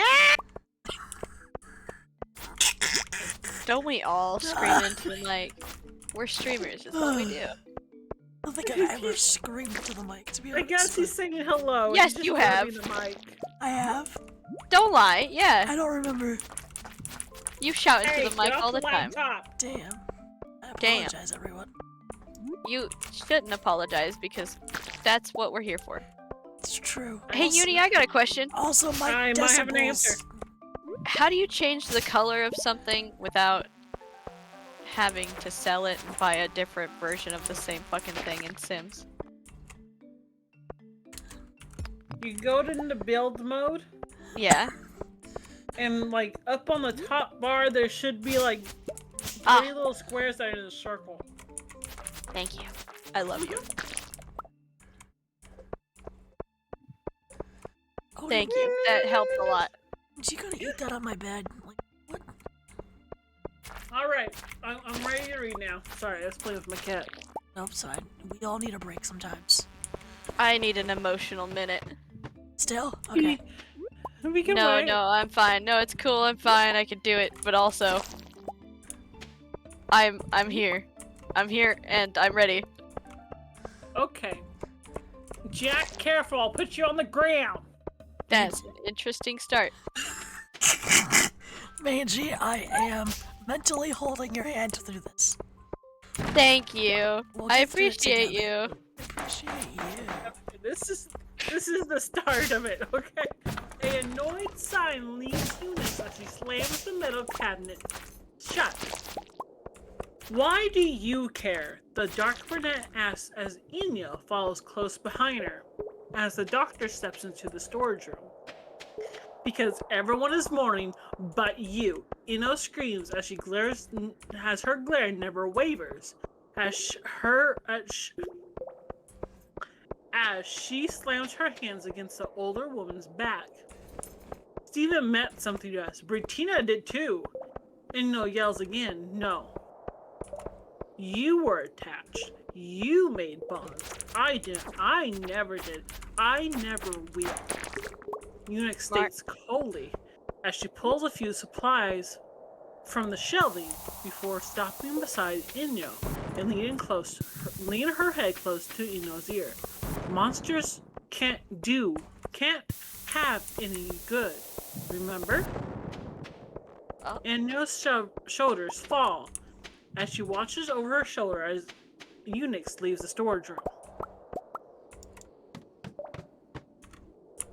Huh. I mean,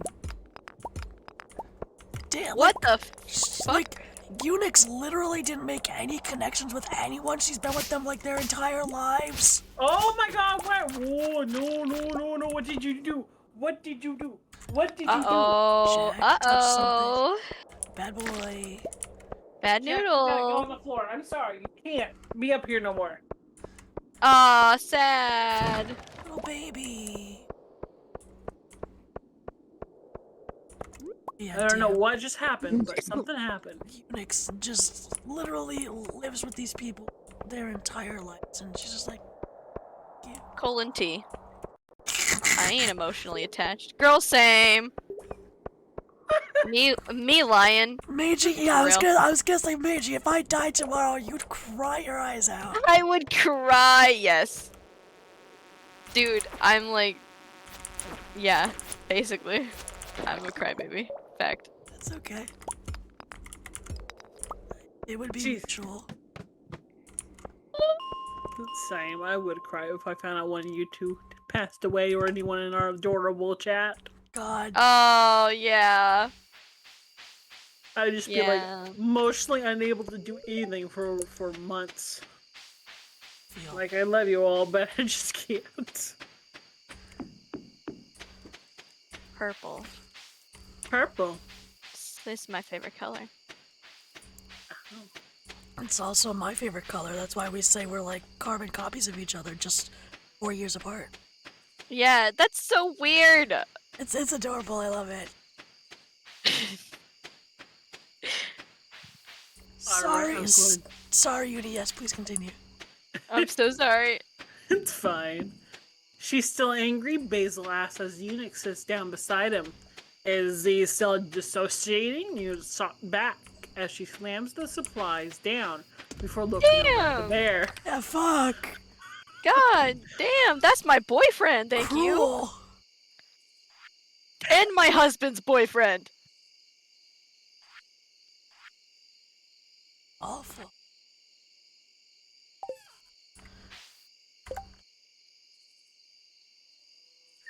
Oh my goodness. Well, that's a yes, Basil says. I think I killed you for a second. Just a little bit. Basil says as he keeps his eye down at the papers. Have you found anything on why the babies are pink? She asks in a more gentler tone as she puts the supplies away in their spots. Nope, everything is... They're both pink? I thought it was just Casper. No, they're both pink. Oh. Cool. They're pink? Yeah. Why are they pink? I don't know. It's genetics, apparently. It's fucking... I knew it was your blood. Thank you. You're pink? Question mark? You're welcome.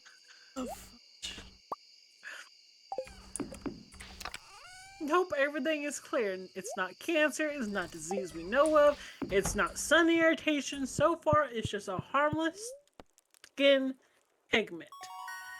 Basil Aw. explains as he leans back in his chair and closes his eyes.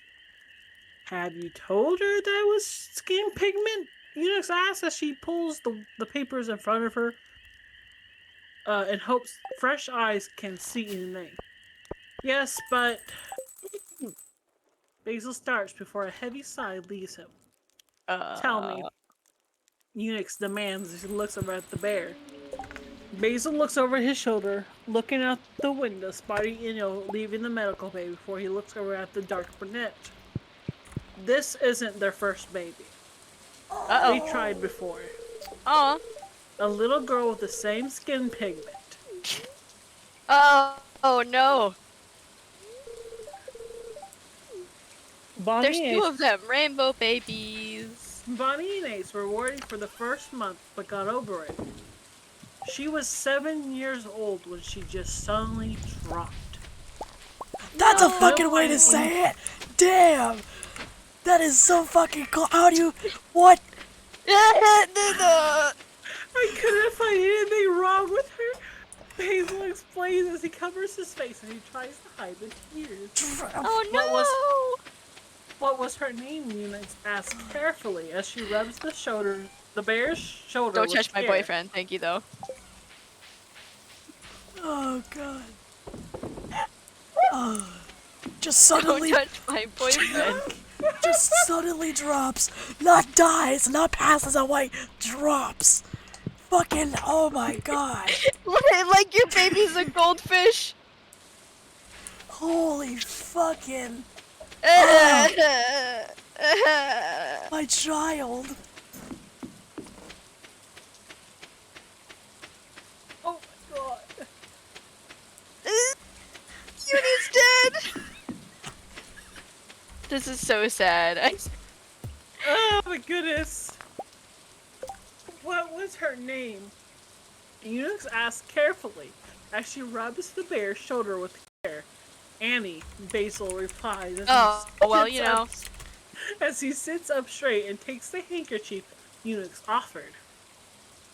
To be honest though, isn't dead baby pretty close to orphan? I rest my case. I get $200. How do you block out spoilers on Discord? What? Like how you can make things like black on Discord. Wait, no, but Yeah. I figured it out. Okay. Cute.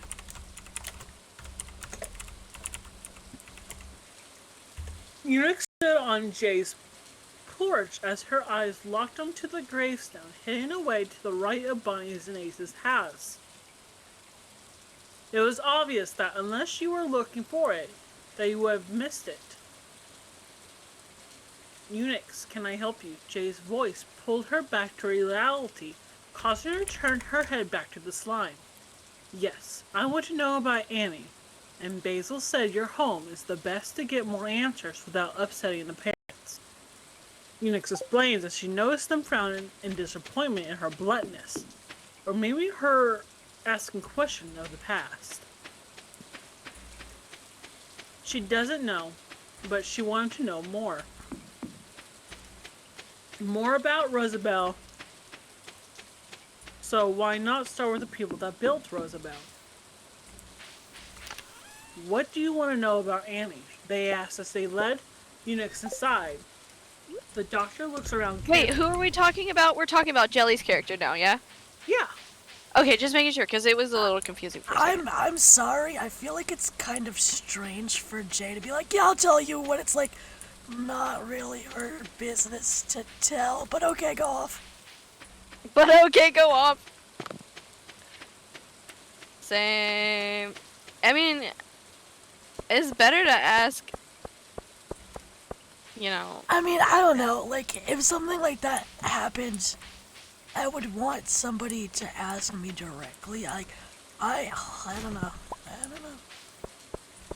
I Well, will it's ask already you written. We directly can't next time. change it.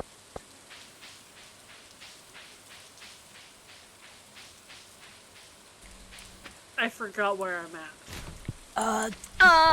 Jay- Look what you've done. Jay was letting Unix inside. Okay, hold on. Unique fans, blah blah. More Rosabelle. As they led Unix inside, the doctor looks around carefully, noticing a few things out of place, but it wasn't a mess. Why did you care Robbed. for her? Oh, my bad. Assuming I was like, we've been robbed. Sad. Yeah, no, I also got that feeling. Unix asks as she looks behind the couch, seeing a small player for a child. Bonnie and Ace was overwhelmed. She was there first, and still being young, they had to go on expeditions and work around the settlement. Not saying they're not young anymore, of course. The slime stumbles over their words as they walked up the stairs. I'm not saying I never did, but I hardly leave on expeditions anymore due to personal reasons. Jay explains as they open the door close to the bathroom. The door opens to a child's room. I had 2 children before I met Ace and Bonnie. I understood what it took to raise one, so I opened my home to them. The slime says as they sit down on a small bed. Soon you notice by now, but their home is small, and they haven't had time to expand, and definitely not now when your unit is killing each other. Jay snaps, noticing how unbothered the woman was. Damn. Get him. Get him. Sorry, my bad. Get him. Anyway. Do you want to comment so far? Yo, get him. Well, like, Yeah, stop being insensitive, Unix. well, like, it's, I don't know.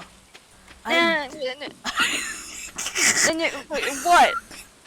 Say it. Like, I don't know, I'm kinda like, I don't know how to feel if Jay was the one to, like, help us with Annie, because we don't know why Annie died, and I'm sadly suspicious. Jay's like, oh my god, you think that? Oh my god, that's such a great. You're right. That's such a good twist. I bet that's gonna be the twist. Sadly suspicious. Oh, I don't think I can handle that. Oh god. I'm living for this. I need to find a 4 poster. Oh, there's one. Continue, Uni, I apologize. You're good. If my unit is so much of a bother, then why don't you kick us out? Maybe I will. She puts down a painting of a pink little girl with Bonnie and Ace holding her. Wait, What? I have another waiting. question. I'm sorry. I have another question. If our first daughter was also pink, why are we concerned about our twins being pink? If we Because already... your first daughter fucking died. Oh, Yeah! From fucking okay. random Oh, bullshit. okay. Okay. What do you mean? Why? You No, fucking. no.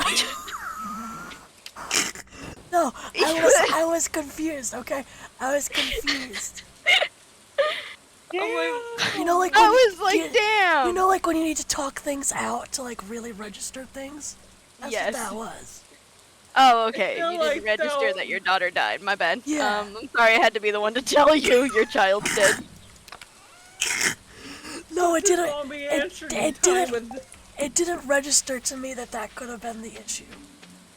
Yeah, that's okay though. Same.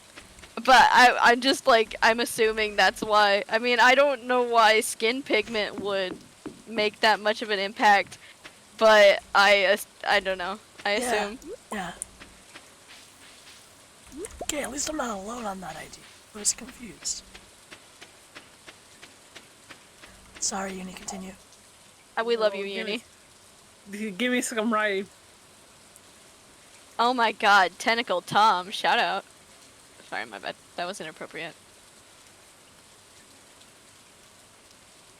Dinosaurs, put them on the floor, it's a dino-floor.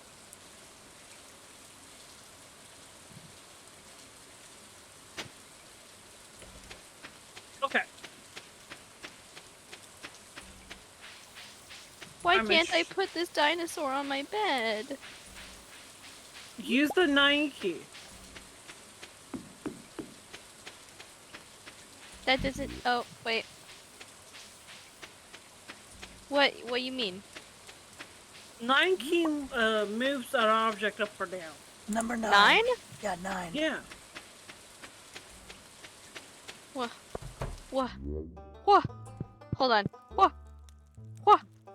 Now, it won't be perfectly leveled with the bed, but it can look like it's on the bed.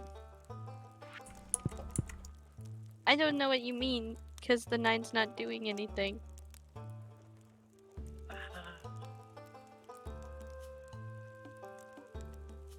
I don't know how to help you then. I'm confused. I'm sorry. I make I him can't bigger. I put him in the living room. Okay. I'll put him on my front porch, actually. Bitchin'. Alright. What was No I kids allowed. My bad. Go on. What? Jay was taken back by the woman's response. Sorry, let me rephrase it in a vault manner. Eunuch snickers as he looks over to the slime. Remove us from the premise, since we are disturbing the peace. Jay. Eunuch states in a cold manner before stepping out of the room. Damn. Why are you so closed off? Jay yells as they rush after the bulky woman. Because monsters can't have anything good. Eunuch responds as she rounds the stairs. What does that mean? Eunuch Yeah, asks. eunuchs, what the fuck does that mean? Fucking speciesist. Fucking what in tarnation? Eunuchs is racist? What the hell? Damn. I'm up in arms. I'm fucking ready to fight. Eunuch responds as she rounds the stairs. What does that mean? Jay asks as they stood in front of the door. It means what it means. If you want context, then do what I do and go investigate. What? Eunuch states as What she eunuch? pushes the slime out of the way and leaves the white picket fence home. Fucking chill, eunuchs! Damn!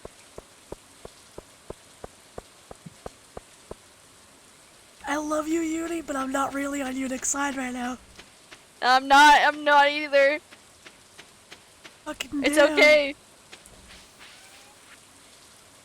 Monsters. He's fucking talking to a slime. Damn. Fucking, yeah. Fucking damn. Damn. Bro. Damn. Sorry. Are we good? Yeah. I had to get that out of my system. I'm sorry. I'm still a little burnt, but I think we're good. Yeah, no, I think we can move on.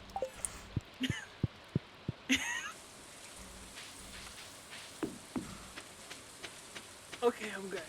Good. Eunuch's Bonnie's voice called out in confusion. The bunnies turned to the taller woman before a frown overtook her lips. Bonnie understood what she's looking at now. You don't have to tell me, but I get the gist of it from Jay. I got the gist from it from Jay and Basil. Eunuch says as she looks over at the hybrid. But I do have a question that is bothering me. Eunuch states as she walks over to Bonnie.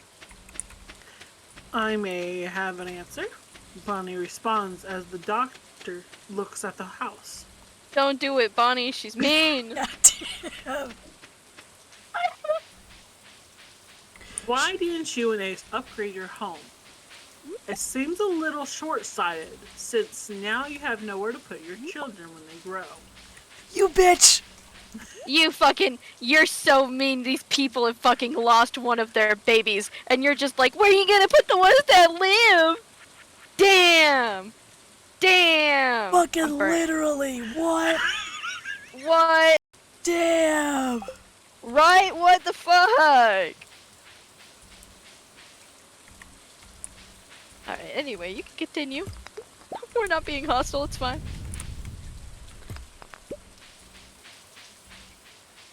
Eunuch asks as she follows Bonnie into her home. Well, since people are dropping like flies, we can turn one or two of the homes into a child space, even if we don't. Jay can make space for us, Bonnie states as she carefully takes her babies out of their slings and into their cribs. Something between a huff and a chuckle leaves the doctor as he takes a seat on Bonnie's couch. The Yeah, unit's get 'em, home? babe. The unit's homes? No. Jay's home? Maybe. No parent would want their child halfway across the settlement, so the unit homes are out of question. She's so fucking Maybe judgmental. Damn. So fucking rude. She's like,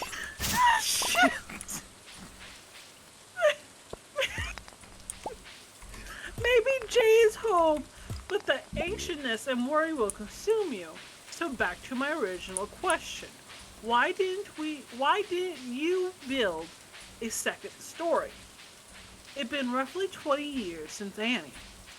Unix explains her thoughts before turning her head slightly when Bonnie gets up in her face. yes, babe. Why do you give a damn what we do? Bonnie whisper yells in anger before pulling away. You avoid babies like the plague, so you don't get to understand how losing a child makes it hard to think. Yes. Bonnie states as she walks over to Casper and Jasper to make sure they are okay. Pink babies. Pink babies. That's Pink gonna be baby. forever on me. These are my pink babies. Pink babies. Little pink babies. Come on. Babies. Are we good anyway. so far? Yeah, yeah. Well, I mean, Babe. oh, fuck. Star's having a tough time. I am. Mangie, you good? Are you having a tough time? I'm fine. I'm vibing. I'm absolutely vibing. Unix is being a bitch, but I'm vibing. The sound of Eunice getting up from the couch caught Bunny's attention. She quickly turns her head to watch the vault dweller head towards the door before noticing a shimmer. Shimmer. Am I pronouncing that word right? S-H-I-M-M-E-R. Shimmer. Yeah, Yes. okay. It looks incorrect. Before noticing a shimmer on the side of her face, due to the candlelight. Wait, I have a question. Bonnie calls out as she moves from the bedroom area to behind the tall woman. Get her, Bonnie. Support her ass. Make her feel supported. Why cry? Ask her. Do it, coward.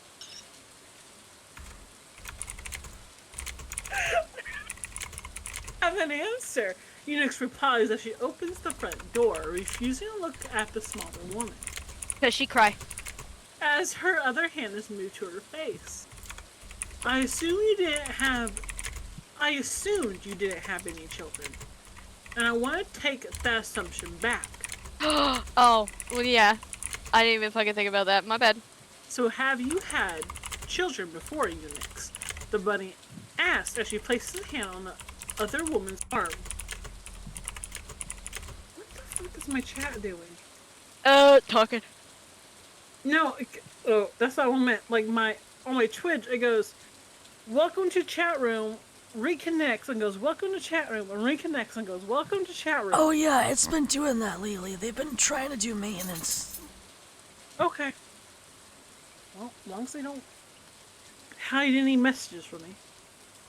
I got your stream up. Okay. I am lost. What did I say last? Bonnie put her hand on Unix's shoulder. Okay, Bonnie asks as she places a hand on the other woman's arm. Close enough. She's pretty short.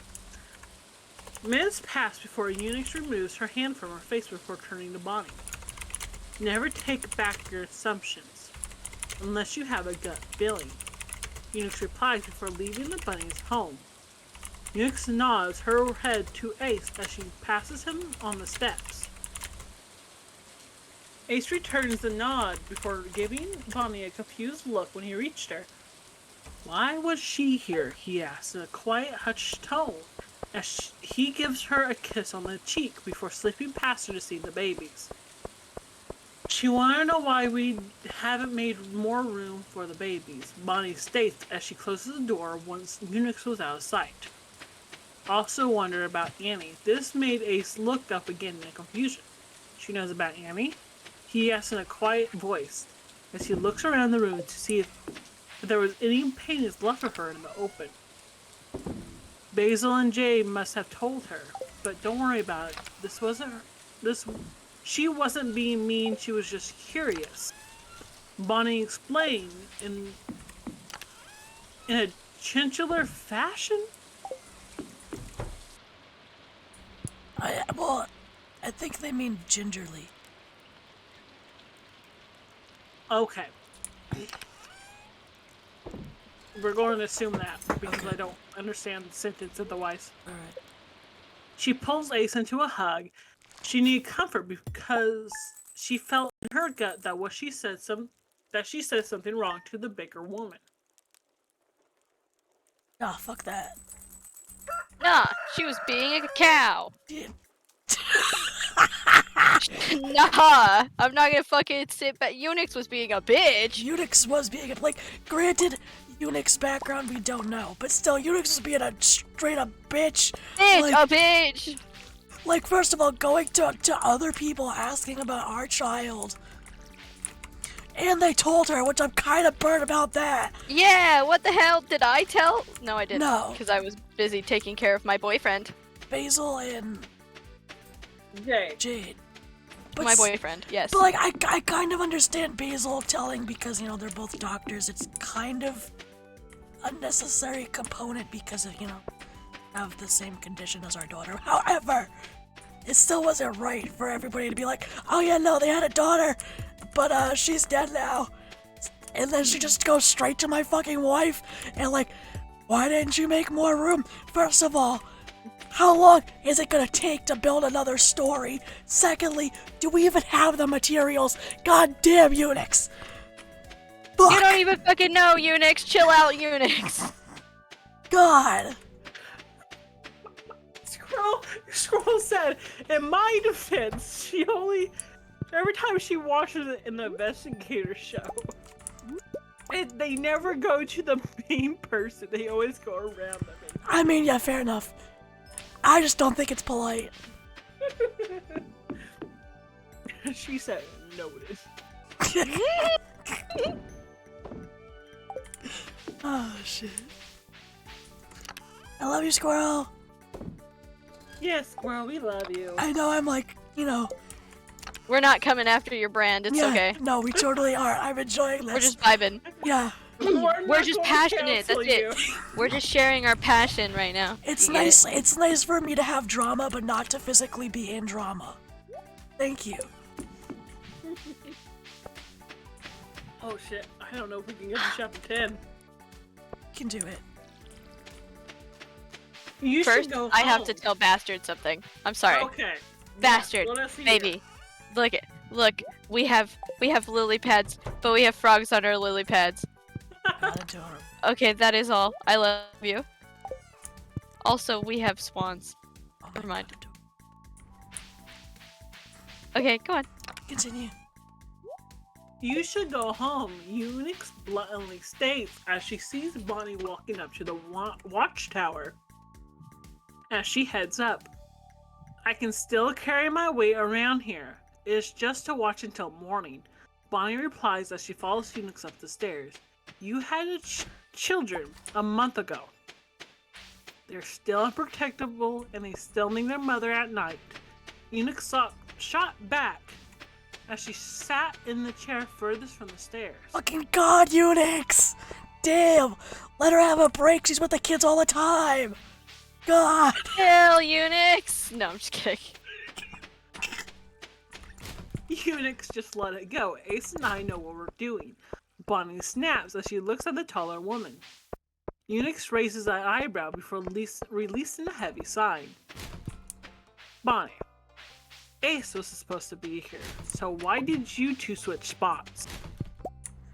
Unix asks in a gentle tone as Bonnie takes the Right, other gentle chair. your tone. Damn. God, fuck. Because I am mostly cooped up, and it's been a while since I had time away from the babies. Exactly. Bonnie replies carefully as her eyes scan the land before them. The dark brunette gives a soft hum before pulling a book out of her bag and starting to read. A few hours have passed before Bonnie finally speaks up again. You had a child, or maybe children. What happened to them? Bonnie looks over at Eunice in curiosity. No, Eunice blatantly states as she turns the page in her book. No? Bonnie begins, but she was caught off quickly by the other. Here, let me say it a different way, in different ways, and maybe you can understand it. Incorrect, negative, certainly not, Fuck. nah. Oh my fucking god. Damn! Jeez! Yeah. Wow! Why Wow! you We! oh, fuck. Dear God, like, gotta be so cruel.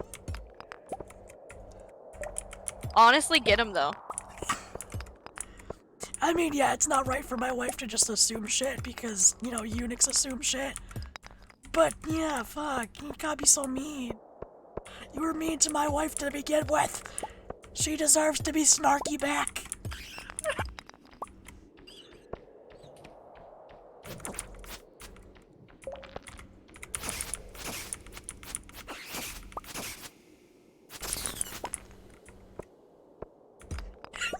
I think I killed Uni. Uni? Uni? I'm good. I'm here. Okay. I worried about you. It's good. It's good. It's just really funny sometimes. I love for you too. I'm sorry, I'm just very passionate. This is why I love reading to you both. Okay. Certainly not. Nah, Eunice states as she looks up from her book with a glare. Here's a question for you. Why did you change your assumption from I never had a child to I had a child? The taller woman asks as she closes her book and places it beside her. Listen, Uni, you're not exactly being upfront about this shit. Yeah. We have to assume. Thank you. Yeah, we know nothing about you. Your own people know nothing about you. God. Oh, You're making me salty.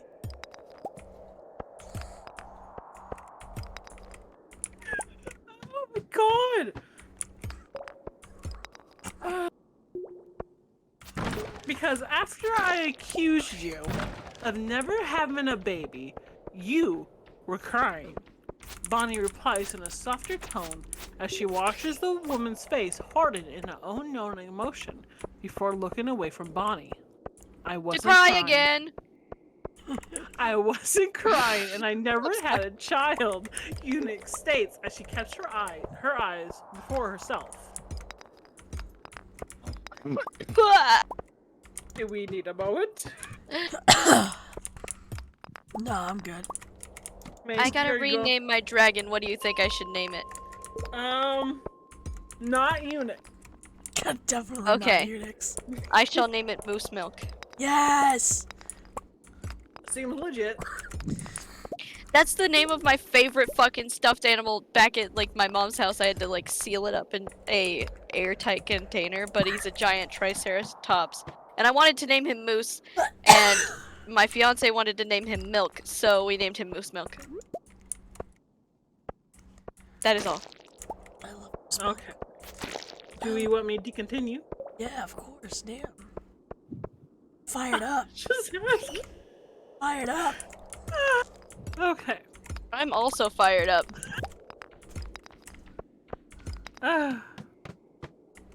Bonnie frowned as she stood up and walked in front of Eunuch's line of sight. Based on everything I saw so far from your unit, I don't believe that. You all lie, hurt each other, use each other, and recently been closed off from one another. Bonnie snaps at her with anger in her eyes as she placed her hands on her hips. Really? Unix asks in a sarcastic way as she leans back into her chair. Yes, I also notice Inyo putting you down every second she can, and as well as using you, but you cut that off the second she got with Nick. I remember that day because she was pissed off the whole time. My question is, why do you let Inyo do that? Bonnie explains before asking. Old habits die hard. The dark brunette replies as she closes her eyes. I will admit me and Inyo are like water and oil. But just like water and oil, it takes time to separate the two. Oh. Unix explains as she opens Hey. her eyes. That's a pretty solid. Yeah, okay. That makes sense. Yeah, that's a good analogy. I've never fucking heard that before, but that's a good one. Yeah, Dang. usually I hear, like water and oil don't mix. But yeah, no, I like that way a lot better. It's hard to separate them. Yeah. Takes time. Anyway. I love you like one thing Unix said. So far this whole chapter. No, I'm mostly just being nice to Squirrel because I think that was a great analogy. I don't really give a shit about Unix right now.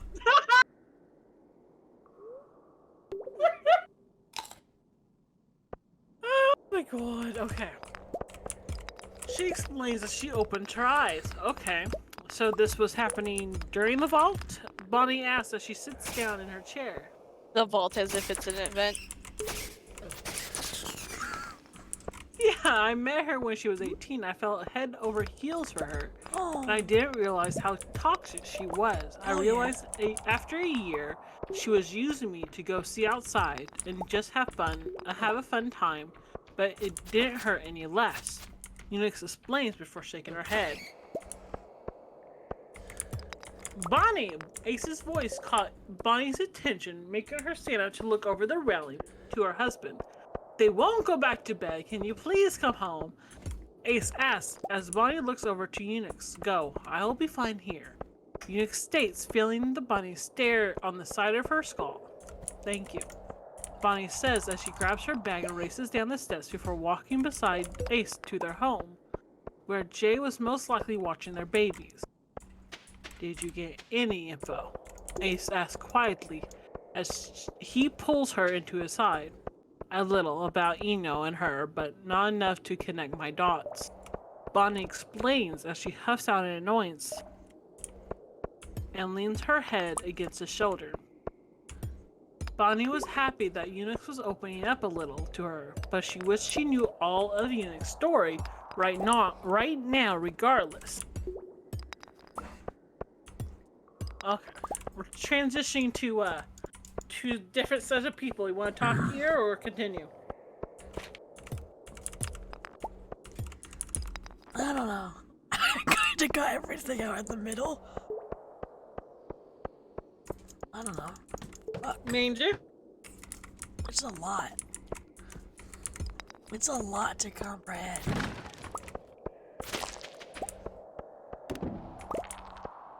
Mangie, you have anything you want to say before I continue? No, I'm sorry. I have to argue with my fiance for a second. Oh. It's broccoli! You know, that actually solved the problem. Thank you, Uni. I don't know. Oh, I damn. don't know what's about. Why God. is broccoli the solution? It was the solution. Please hope it's a solution. My mom used to. Never mind. I'll tell you later. Hey. Z blinks a few times before weakly looking over his shoulder to confirm his thoughts. He was between a bear and a fox. A soft hum leaves him as he places his head back on the fox's shoulder. He wonders how he got here, what has happened.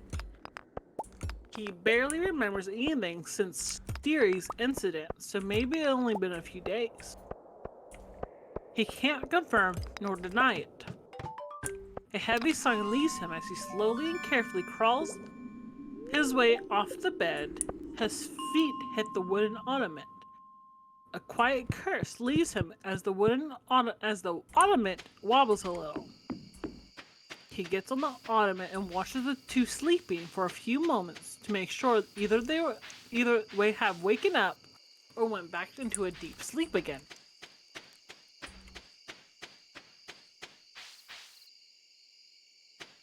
The thin man braces himself as he tries to stand up. A few times didn't work, laying him back onto the seat he was on. Taking a deep breath, Z pushes himself up and off the ottoman. He holds his arms out to steady himself, but his body hits the floor, echoing in the quiet home. A soft cry of pain follows after he weakly pushes himself up on his arms. Z! Mad Dog calls out as the fox's hands pull him into his lap. You need to slow down. You've been gone for a month. The fox explains as he watches Basil slowly getting out of the bed and making his way towards them. Your body needs to be retrained to do things like walking again. Being asleep for a long time changes you. Basil spoke in a calm voice as he retrieved a homemade wheelchair. Mad Dog carefully puts Z in it. The miner tries to speak, but all that came out was a quiet croak, earning him a sad look from the pair. It's okay, Z.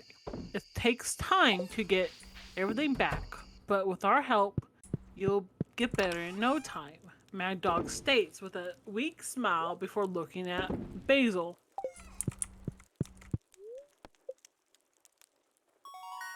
The fox helps Z to the bathroom as Basil went to make something to soothe Z's throat. Basil stares at the door worriedly since it's been a while since they've been in there. It would have been a few more minutes till they exit. Sorry, Z was self-conscious. I think so. I had to reassure him that everything would be fine. Mad Dog whispered into Basil's ear after placing Z in the living room area. It's fine. Did he have any issues? Basil asks as he hands Mad Dog the drink. Not that I can see, but he is wobbly. The fox replies before moving over to Z with a soft smile. Place your hands on my wrist. Good. Now when you want me to pull the cup away from your lips, just use your finger to tap twice. Now move it. Mad Dog explains, making Basil smile from behind Z as he leans against the counter. Z gives a weak nod as he holds onto Basil's. Mad Dog's. Where did Bagel come from? As he holds onto Mad Dog's wrist. Wow, that is further from his name than possible. That's a B, not an M. It's okay. These things happen. Bagel. My favorite character. Game Festival. The Festival of Bagels. Oh no, it's the Moonlight Jellies. I don't get Bagel Festival. The bear picks Z up and places him in the middle of the bed once again that night. Basil pushes the chair in the corner of his room and crawls into bed with the other two before gently giving Mad Dog a kiss on the forehead and whispering to them both a good night. The fox cuddles Z's body into his as he falls asleep. They were happy Z's consciousness was back, but they are worried that tomorrow will be overwhelming for him when they take him to the medical bay. Talking. We're not done yet. We got 2 more paragraphs. Okay. Then we got chapter 2.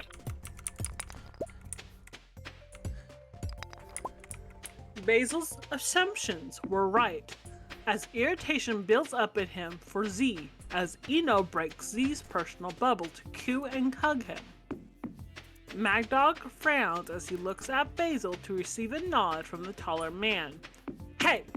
Fuck off! The fox shouts as he gets into Eno's face, making her take a few steps back with her hands in the air. Whoa, calm down. I haven't seen him in months. Eno starts, but it's quickly cut off by Basil. A month. 1. And you didn't give a damn until now. You never visited. Basil, you yes. You never visited. You never asked about him. You didn't care. So do everyone a favor and shut down the show. Basil states coldly as he moves past the ex-leader to the medical bay. Ex-leader. What? Ex-leader. What? You want me to reread again? And Yes, please. Enyo used to be the leader, and they're the ex-leader. Yes, okay. Okay. Starting from the beginning of the paragraph so Basil understand. Not Mangie, first of all. Secondly, Mad Dog. I saw Basil because Basil's the first word in the paragraph. It's okay. Basil's assumptions were right as irritation builds up in him for Z as Inyo breaks Z's personal bubble to coo and hug him. Mad Dog frowns as he looks at Basil to receive a nod from the taller man. Hey, fuck off! The fox shouts as he gets into Inyo's face, making her take a few steps back with her hands in the air. Whoa, calm down. I haven't seen him in months. Eno starts, but it's quickly cut off by Basil. A month. 1. And you didn't give a damn until now. You never visited, you never asked about him, you didn't care. So do everyone a favor and shut down the show. Basil states coldly as he moves past the ex-leader to the medical bay. I didn't know where he was. Eno starts up again, but making Mad Dog turn around. The fuck you didn't. You were the first person I told in your unit. Ace even asked if you wanted to see him, and you said, and I quote, "Seeing him wouldn't do anything but remind me how useless he was currently. So fuck off." Oh. Mad Dog yells at the end before turning around and storming after his lover and Z. Oh my. Oof. Damn. Okay, go. How do you not know where your own, person is, you know? What do you mean you didn't know? What the hell? That's sus. You live in the same community. It's not like he's in the next community over. What? God, oh. Upset. Strange. Z looks down at his hand as he weakly tries to stop his tears. Was he weak?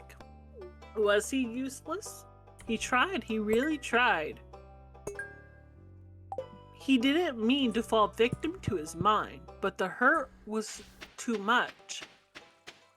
Z, it's okay. We're here. Mad Dog coos as he kneels in front of Z, gently wiping away his tears. We aren't going to leave you. We're staying right here by your side. We promise, remember? The fox asks as he watches Z close his eyes. A heavy sigh leaves Basil as he rubs Z's shoulders. We are your family now, Z. We aren't leaving, Basil states with a confidence as he heads off to the physical to get the physical treatment equipments so they are ready for Z. Okay. Z opens his eyes as he gives a weak smile to Fox. There you go. See, you're okay. Mad Dog says with a smile of his own as he stands up. Mad knew it would be a long day for Z with treatment and people, but he would be there with him along with Basil. The pair would never let anyone hurt Z again, not when he went through something so terrifying for everyone else. In chapter Protect 9, him. Annie. Our poor. Okay, granted, not a lot about. Well, halfway. Fuck. The ex-leader. The name is difficult for me to say. Enyo? Yes. Thank you. Fuck No them problem. in particular. Fuck Unix in particular. Yeah, why the fuck, Unix? I don't give a fuck if you don't have your baby anymore. Get cried on, whatever. You know, you're rude. Like, she's like, don't assume shit about me, but then doesn't tell anybody. Oh, now you're anything. assuming shit the other way. Well, to be fair, they did start assuming shit the other way. True, yeah.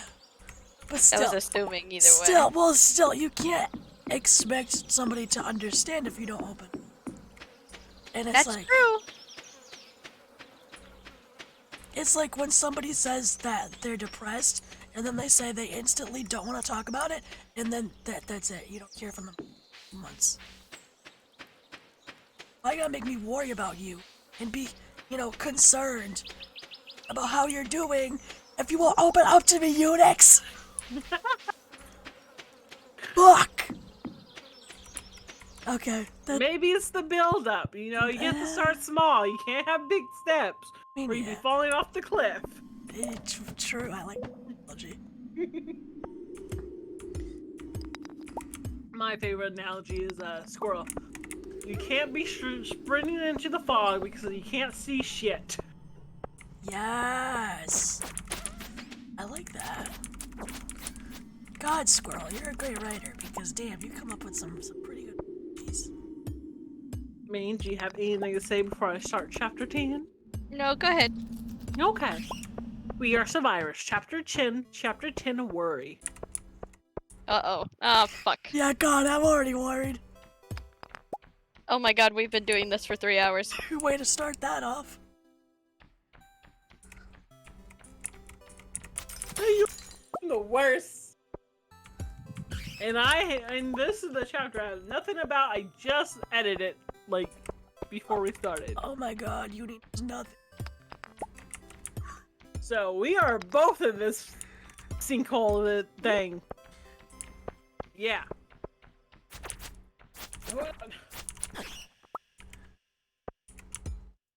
It's together.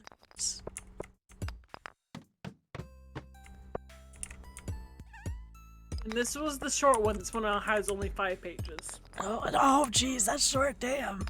Okay. Because most of her stories are between 8 to 10 pages.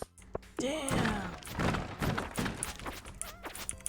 How is Z doing? Bonnie asked as she stood beside Basil while watching Mad Dog help Z walk from one side of the room to the other. He's doing quite well besides his fear of falling or reverting back to how he was. This week has been good to him. He can talk a decent amount before getting a sore throat, and even though he needs a walker, he can get a few feet without needing too much help. Yo, why am I identifying with Z right now? I had to use a walker when I was little because of my cerebral palsy, and my throat constantly hurts when I talk. Damn. Sorry, continue. Z is making everyone feel things.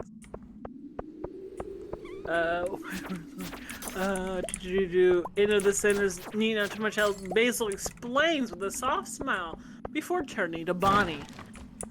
How are the little ones? He coos as he sees the babies in the slings. They are getting better at sleeping through the night. Besides his pink skin, they are doing great. Bonnie replies as she hands him Jasper. Is Ace going to put the swing back up on the tree for them when they get older? The bear asks as he rocks the baby in his arm. That tree is getting too old. It might not be a good idea to do that. We don't want a branch falling on them. The bunny replies with a grin as she leans against the bear. I want to see the babies, Mad Dog whines as he trots over after placing Z in his wheelchair. I thought you didn't like them, Bonnie teases as she lifts Casper out of his sling. I don't like caring for them. Bonnie. Mad Dog, that's the wrong sentence line. I'm already reading the second paragraph. Mad Dog corrects as she rubs the small wolf ears. When they grow their teeth in, it's gonna be a bitch, Mad Dog comments as he pulls away from Casper. Yeah, I'm not ready for that, Bonnie says with a heavy sigh before giving a Z a small wave as he rolls over to them. Do you want to hold one of them? Bonnie asks sweetly with a soft smile, but Z shakes his head. I don't want to drop them. Maybe if I get my strength more built up, then yeah. Z replies quietly as he gives her a smile to reassure her that everything was okay.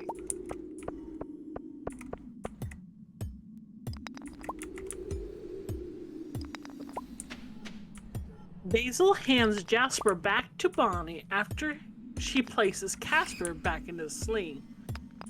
Does anyone know how the rest of the unit is? Bonnie.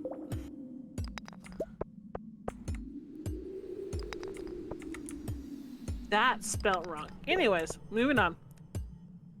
Bonnie asked as she followed them out of the medical bay. Inyo is I can read. I swear I can read. It's okay. Words are difficult. You also didn't have much time to edit this one, so. Yeah. Inyo avoids Ace like the plague. Nick has been hanging out with Jay more with the livestock and farming. Eunuchs have been leaving the settlement more doing who knows what. Fuck Mad Unix. Dog replies as he waves at Jay while walking towards the fountain. I asked Unix to search for more medical supplies since Inyo went into a rage and destroyed half of our storage room. Basil spoke up as he shook his head. Enyo, what the fuck? What the fuck? What? That's not. What? That's not okay. Enyo had a fucking meltdown and destroyed like half of the medical supplies. This bitch, I swear. Why? That's Mangie. What the fuck? Yeah, what the hell? Did you drift off there, Mangie? Yes, again, of course. Of course. Oops. It's okay. Do you want me to reread the paragraph or just continue? It's okay, just continue. I'm getting the gist. Okay. What? Bonnie was stunned by this. Why? Does Ace know? She asked as she looked around the settlement from her spot to see if Inyo was anywhere. Yes, Ace was about to throw her out this morning if it wasn't for Nick asking to give her another chance. Basil explains as he sits down on the rim of the fountain. Mad Dog shakes his head as he looks over towards Jay before gasping. What? Basil and Bonnie ask in unison as they follow his eyes. Sorry, you almost died. I'm back though. Oh my god, Bonnie, why did I almost call her baby? Because she has one. Just two, actually. Bonnie whispers as they can barely see Nick and Jay behind the barn kissing. I thought Inyo and Nick was a thing, Bonnie asks in a hushed tone to no one in particular. Nope, Nick broke it off with Inyo a few weeks back. I heard him tell her that he felt something more with someone else. Basil spoke up as he leaned against his husband. Now we know that someone is Jay. Mad Dog states with a tease in his tone as he returns Nick's sheepish wave. And now they know that we know. Bonnie giggles as she waves at them.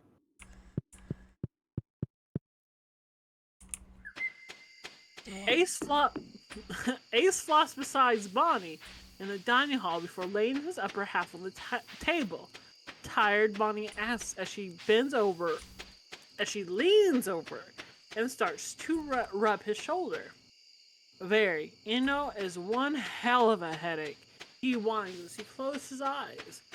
Do you think we need to remove her? Bonnie asks in a hushed tone as she watches Inyo walk to the dining hall. If this isn't gone, if this isn't...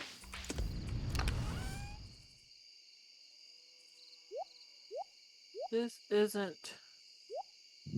Oh, if this attitude isn't gone, where I blinked and I lost my location. If this attitude isn't gone by tomorrow, then yeah, we can't risk any more supplies getting ruined or Jay getting stressed because Indo can't seem to let it go. It was hard enough for her. It's hard enough for me to make her leave Unix alone. The wolf huffs out as he shoots a glare in Eno's way before shutting his eyes once again. How much are we down? Bonnie asked as she looked over to her babies where Basil was was caring for them to help give Bonnie a moment to breathe. Medical supplies are down by over a half. Food supplies are down by a quarter. And everything else is half down. Oh my He god! explains. As he sits up with a groan of pain, it's going to be fall soon, the bunny whispers in worry as she watches Nick finally enter the dining hall.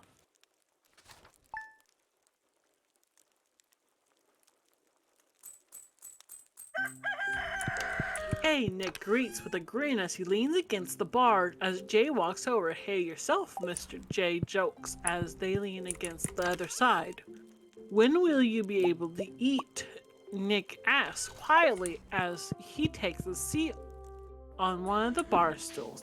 After I finish Ace's and Bonnie's meals, they want to wait to eat together so they can eat together. Jay explains as they give Bonnie a soft smile before looking back at Nick. I also was the same. I went to wait to eat until you're ready to eat, Nick explains as he smiles at them. Jay laughs as they pull away from them. Okay, do you want your usual or with something light? The slime asks before bursting into giggles again as Nick blows them a kiss. The usual with a side of kisses, please. He teases with a grin before jumping in his seat Fuck! Words! I can do this! You can do this. I got faith in you. Before jumping in his seat when he hears the door of the dining hall slam shut, he looks over his shoulder before noticing Inyo is gone. He lets out a sign of relief. Good, we don't Sorry. care. What's the okay about? Just end you, we don't give a fuck.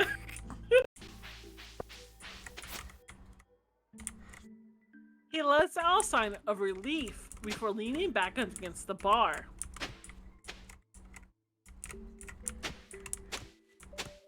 Oh, that went down the wrong pipe. Oh no, don't die! Don't die, don't die, don't die! We need to know the end! You die after.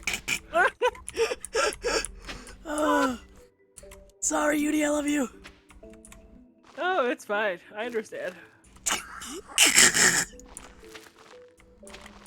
Bonnie laid Jasper in his bassinet before she looked over at Ace. I hate to say it, but Eno needs to go. She is causing unwanted stress.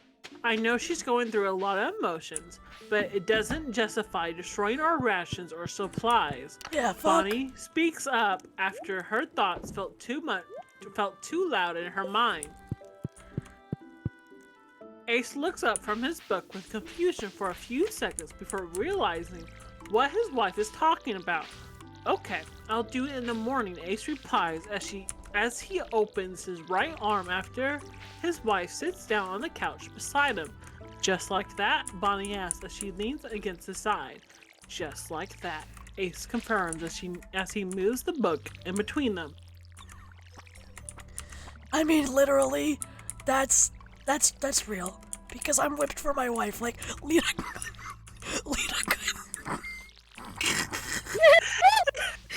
You're like Lamau, Lita wheeze, Lita wheeze wheeze. Lita could say, like, something. Oh my god, this is great. You're fine. It's okay. You can do it.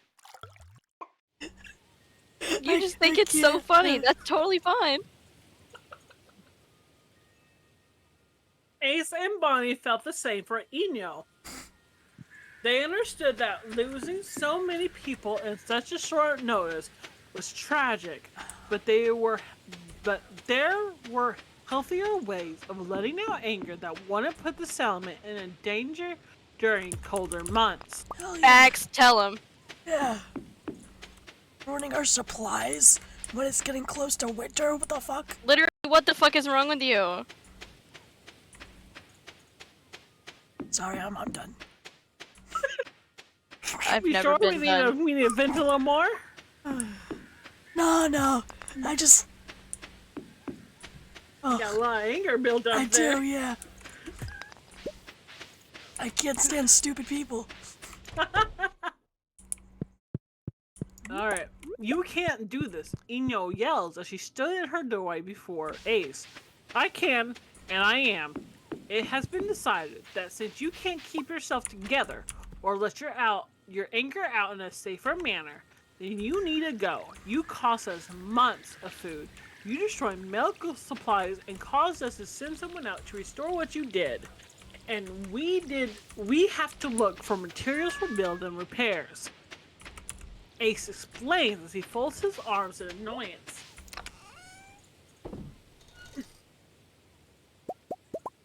Give me a second. Take your time. Eno frowns as she looks back into her home before back at him. We can do this the nice way where you pack your stuff and you leave by noon, or we can do this the mean way where I drag your ass out and you have nothing but the clothes on your back. Yes! Ace states with a Go gussy me! glare. He was done being the nice guy. He was done giving chances when he knew and his wife knew the person wouldn't change. She furrowed her brows before glaring at him. What I learned about you, Ace, is that you wouldn't do it. You ain't gonna touch me. Eno says as she slams the door shut in his face and locks it. Ooh. Oh shit! Get him, I'm so Ace. excited. Get Get him, him. Ace. Get him. It happened all too quickly for her.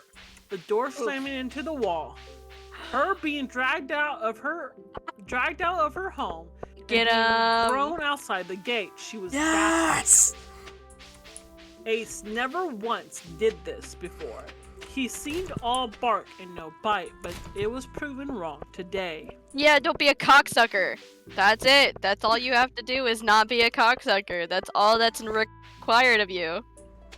So what's up? Why you being a cocksucker? Also, another great analogy for the wolf boy of, all bark and no bite. Yes. Great, Yes. love it. Great analogy. Living Clap. quiet. Clap, clap.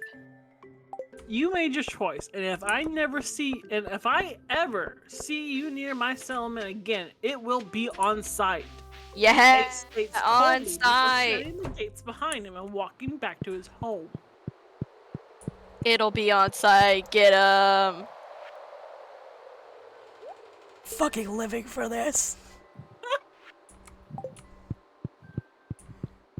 I am just hyped. The door opening caught Bonnie's attention, making her turn around in confusion. That was fast, she states as she walks down the steps and over to him. A surprised gasp leaves Bonnie as Ace pulls her into a sudden hug. What's wrong? She asks softly as her husband gently shakes his head. I just threw her out. She has nothing, but I tried giving her a chance. He whispers into her shoulder. Bonnie rubs his back as he softly cries. He hated looking like the bad guy, but it had to be done to protect everyone inside Rosabelle. Nonetheless, it never eased his heart remembering all the people that were out there with little to no protection. Basil frowns as he holds out his hand as he watches a small fluff fall into his palm before melting away quickly. His eyes looks up as snow continued to fall, and his worry started to rise. Why he worried? He turned away from his home and made his way to Ace's home. It's 'cause winter. My bad. He slams his fist against the door before it opens seconds later. Basil, what's wrong? Bonnie asked in confusion before staring past his shoulder, then up to the sky. Snowing. Basil and Bonnie said in unison before Basil watched Bonnie rush back inside to get Ace, and Basil rushed off to Jay's house. Ace, Ace, Bonnie calls as she shakes his shoulder. What? Ace calls out as he rolls onto his back in mild annoyance. It's snowing and it's dropping fast, Bonnie announced in fear as she looked out the window before she looked at her sons. Ace, Why are they scared? Question mark. Because So she scary. said at the beginning of it is getting closer to fall, not winter. Yeah. And now it's snowing all of a sudden. Uh-oh. Hey, Damn. that's not good. Yeah, that's not good. Ooh, yikes. Ace almost Ace almost face planted as he tried to climb out of bed and rush to the front door before coming back to Bonnie. I'm going to help the others get everything in sheltered areas and wood. Can you sell off the windows? Ace asked as he pulled on his shoes and coat. Yes, you go quickly and bring back another blanket for the babies too, Bonnie calls out as he rushes out the door. Jay rushes out of their home with Nick falling close behind. Why is it snowing? Jay asked no one as they met up with Ace. Winter been too calm for the past month. We knew something big would happen. We just didn't know when.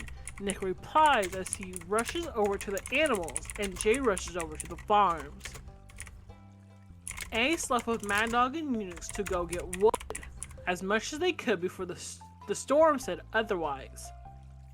Unix looks over her shoulder, looking between the trees before looking back at the other two. She was on edge, but she didn't understand why, just like she felt with the flood that day. The three worked for hours, cutting down the thinnest trees and loading up their sled as snow piled up and the temperature dropped frequently. We need to head back, now, Unix called out as soon as the wind started to pick up. She didn't want any of them to get stuck in the blizzard. She'll be damned if Ace was lost. The babies needed him the most. Ace leads to the front, Mad Dog calls out as he straps his wood and axe along with the other two. Ace nods as he starts to pull his sled. The wind and snow cause him to squint as they follow the barely visible trail up the mountain to their settlement. Z looks over his shoulder before a shiver runs down his body due to the cold getting past the closed curtain. Mad Dog will be here in a few. Basil calls out as he slams the door shut and takes off his shoes before pulling the curtain back to walk into the small living room area. Where did he go? Where did he go? Why is it so cold? Z asks softly with concern as he watches the bear sit down beside him. He went to go get wood, and winter has hit us a little early. Basil explains as he leans back and turns the radio around before turning it on to see what's happening to the other settlements.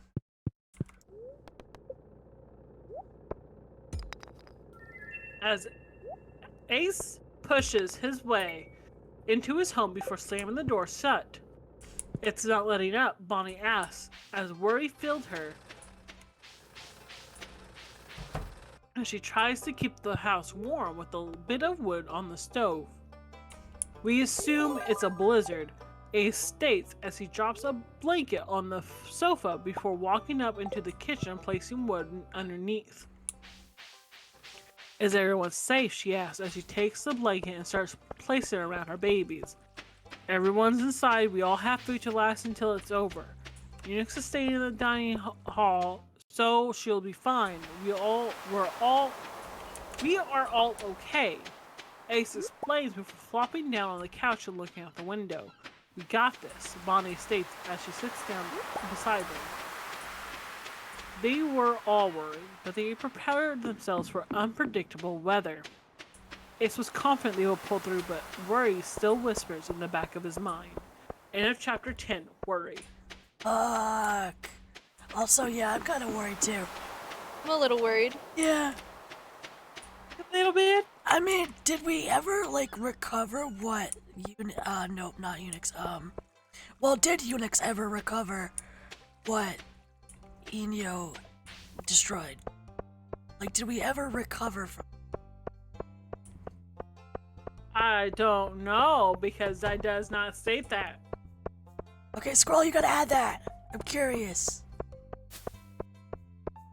Well, based on this, it happened like she got kicked out the very next day, so they didn't get supplies. And the same day it started snowing, so I'm going to assume no. So, yeah, fuck. How is my character like? We got this. Cause, no. Yeah, it's fine. We got this. Well, he's the main character. He's You know. the leader. He has Sorry. to have confidence. Nope, no confidence. Alistair not for president because no confidence, thank you. Healing the world with comedy. Damn, though. Facts. That was a lot. That was a lot to, like, process and take in. Mangie, do you still need, help understanding what Eric did? My brain just refuses to process. So Okay. yes. I mean, I could write it so then you could, like... Do you want me to just, like, DM it to you? Yeah. Thank you. So, Maybe I'll what be is able it? to process it in a written format. Well, like, especially because it can be, like, technically read to you. Yeah. Maybe that would help. Basil's bastard's voice might be more helpful than mine. Maybe. I don't know. Sometimes when he explains shit, it just takes somebody else explaining it to me for me to get it. So, it's not necessarily you. Oh, I confirmed it. It's me.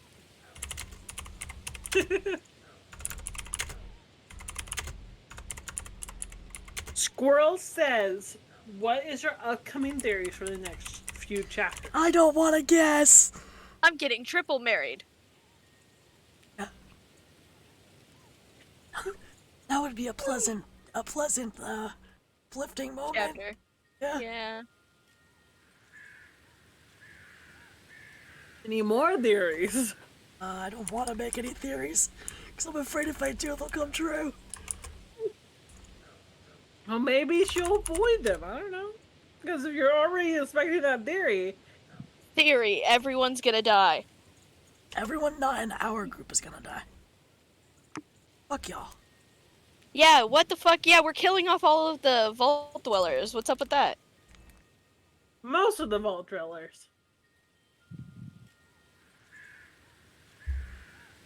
Because she has 5 people she's keeping protected. Remember? Yes.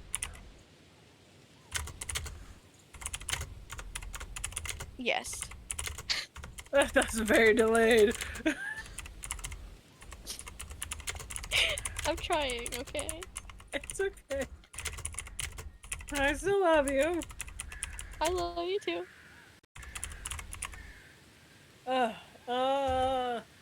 I'm ready for next Friday. I know, me too.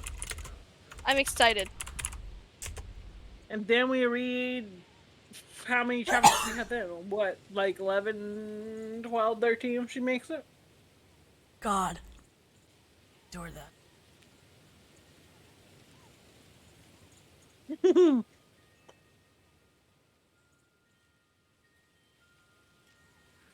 Squirrel says, theory, we lose Rosabelle.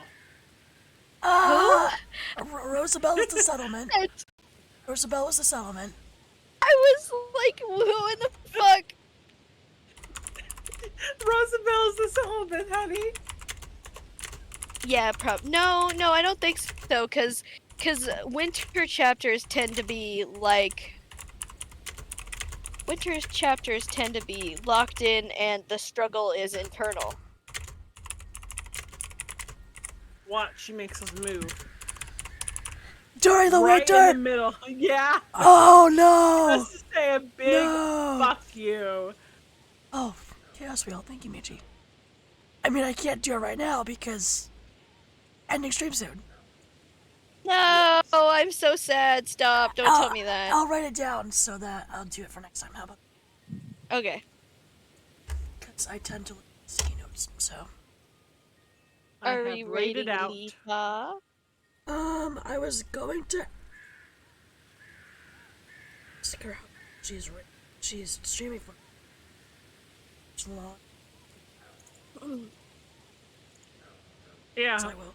I'm not going to check. I will just wing it. Alright, everyone. Thank you so much for joining us. As for tomorrow, I think I'm playing Code V. Sheep. So. And I hope you guys have a great rest of your day. I'm gonna send you guys on over to Lita. Please tell her I said hello. It is her subathon. Be nice to her. Kick all of your asses. Bye!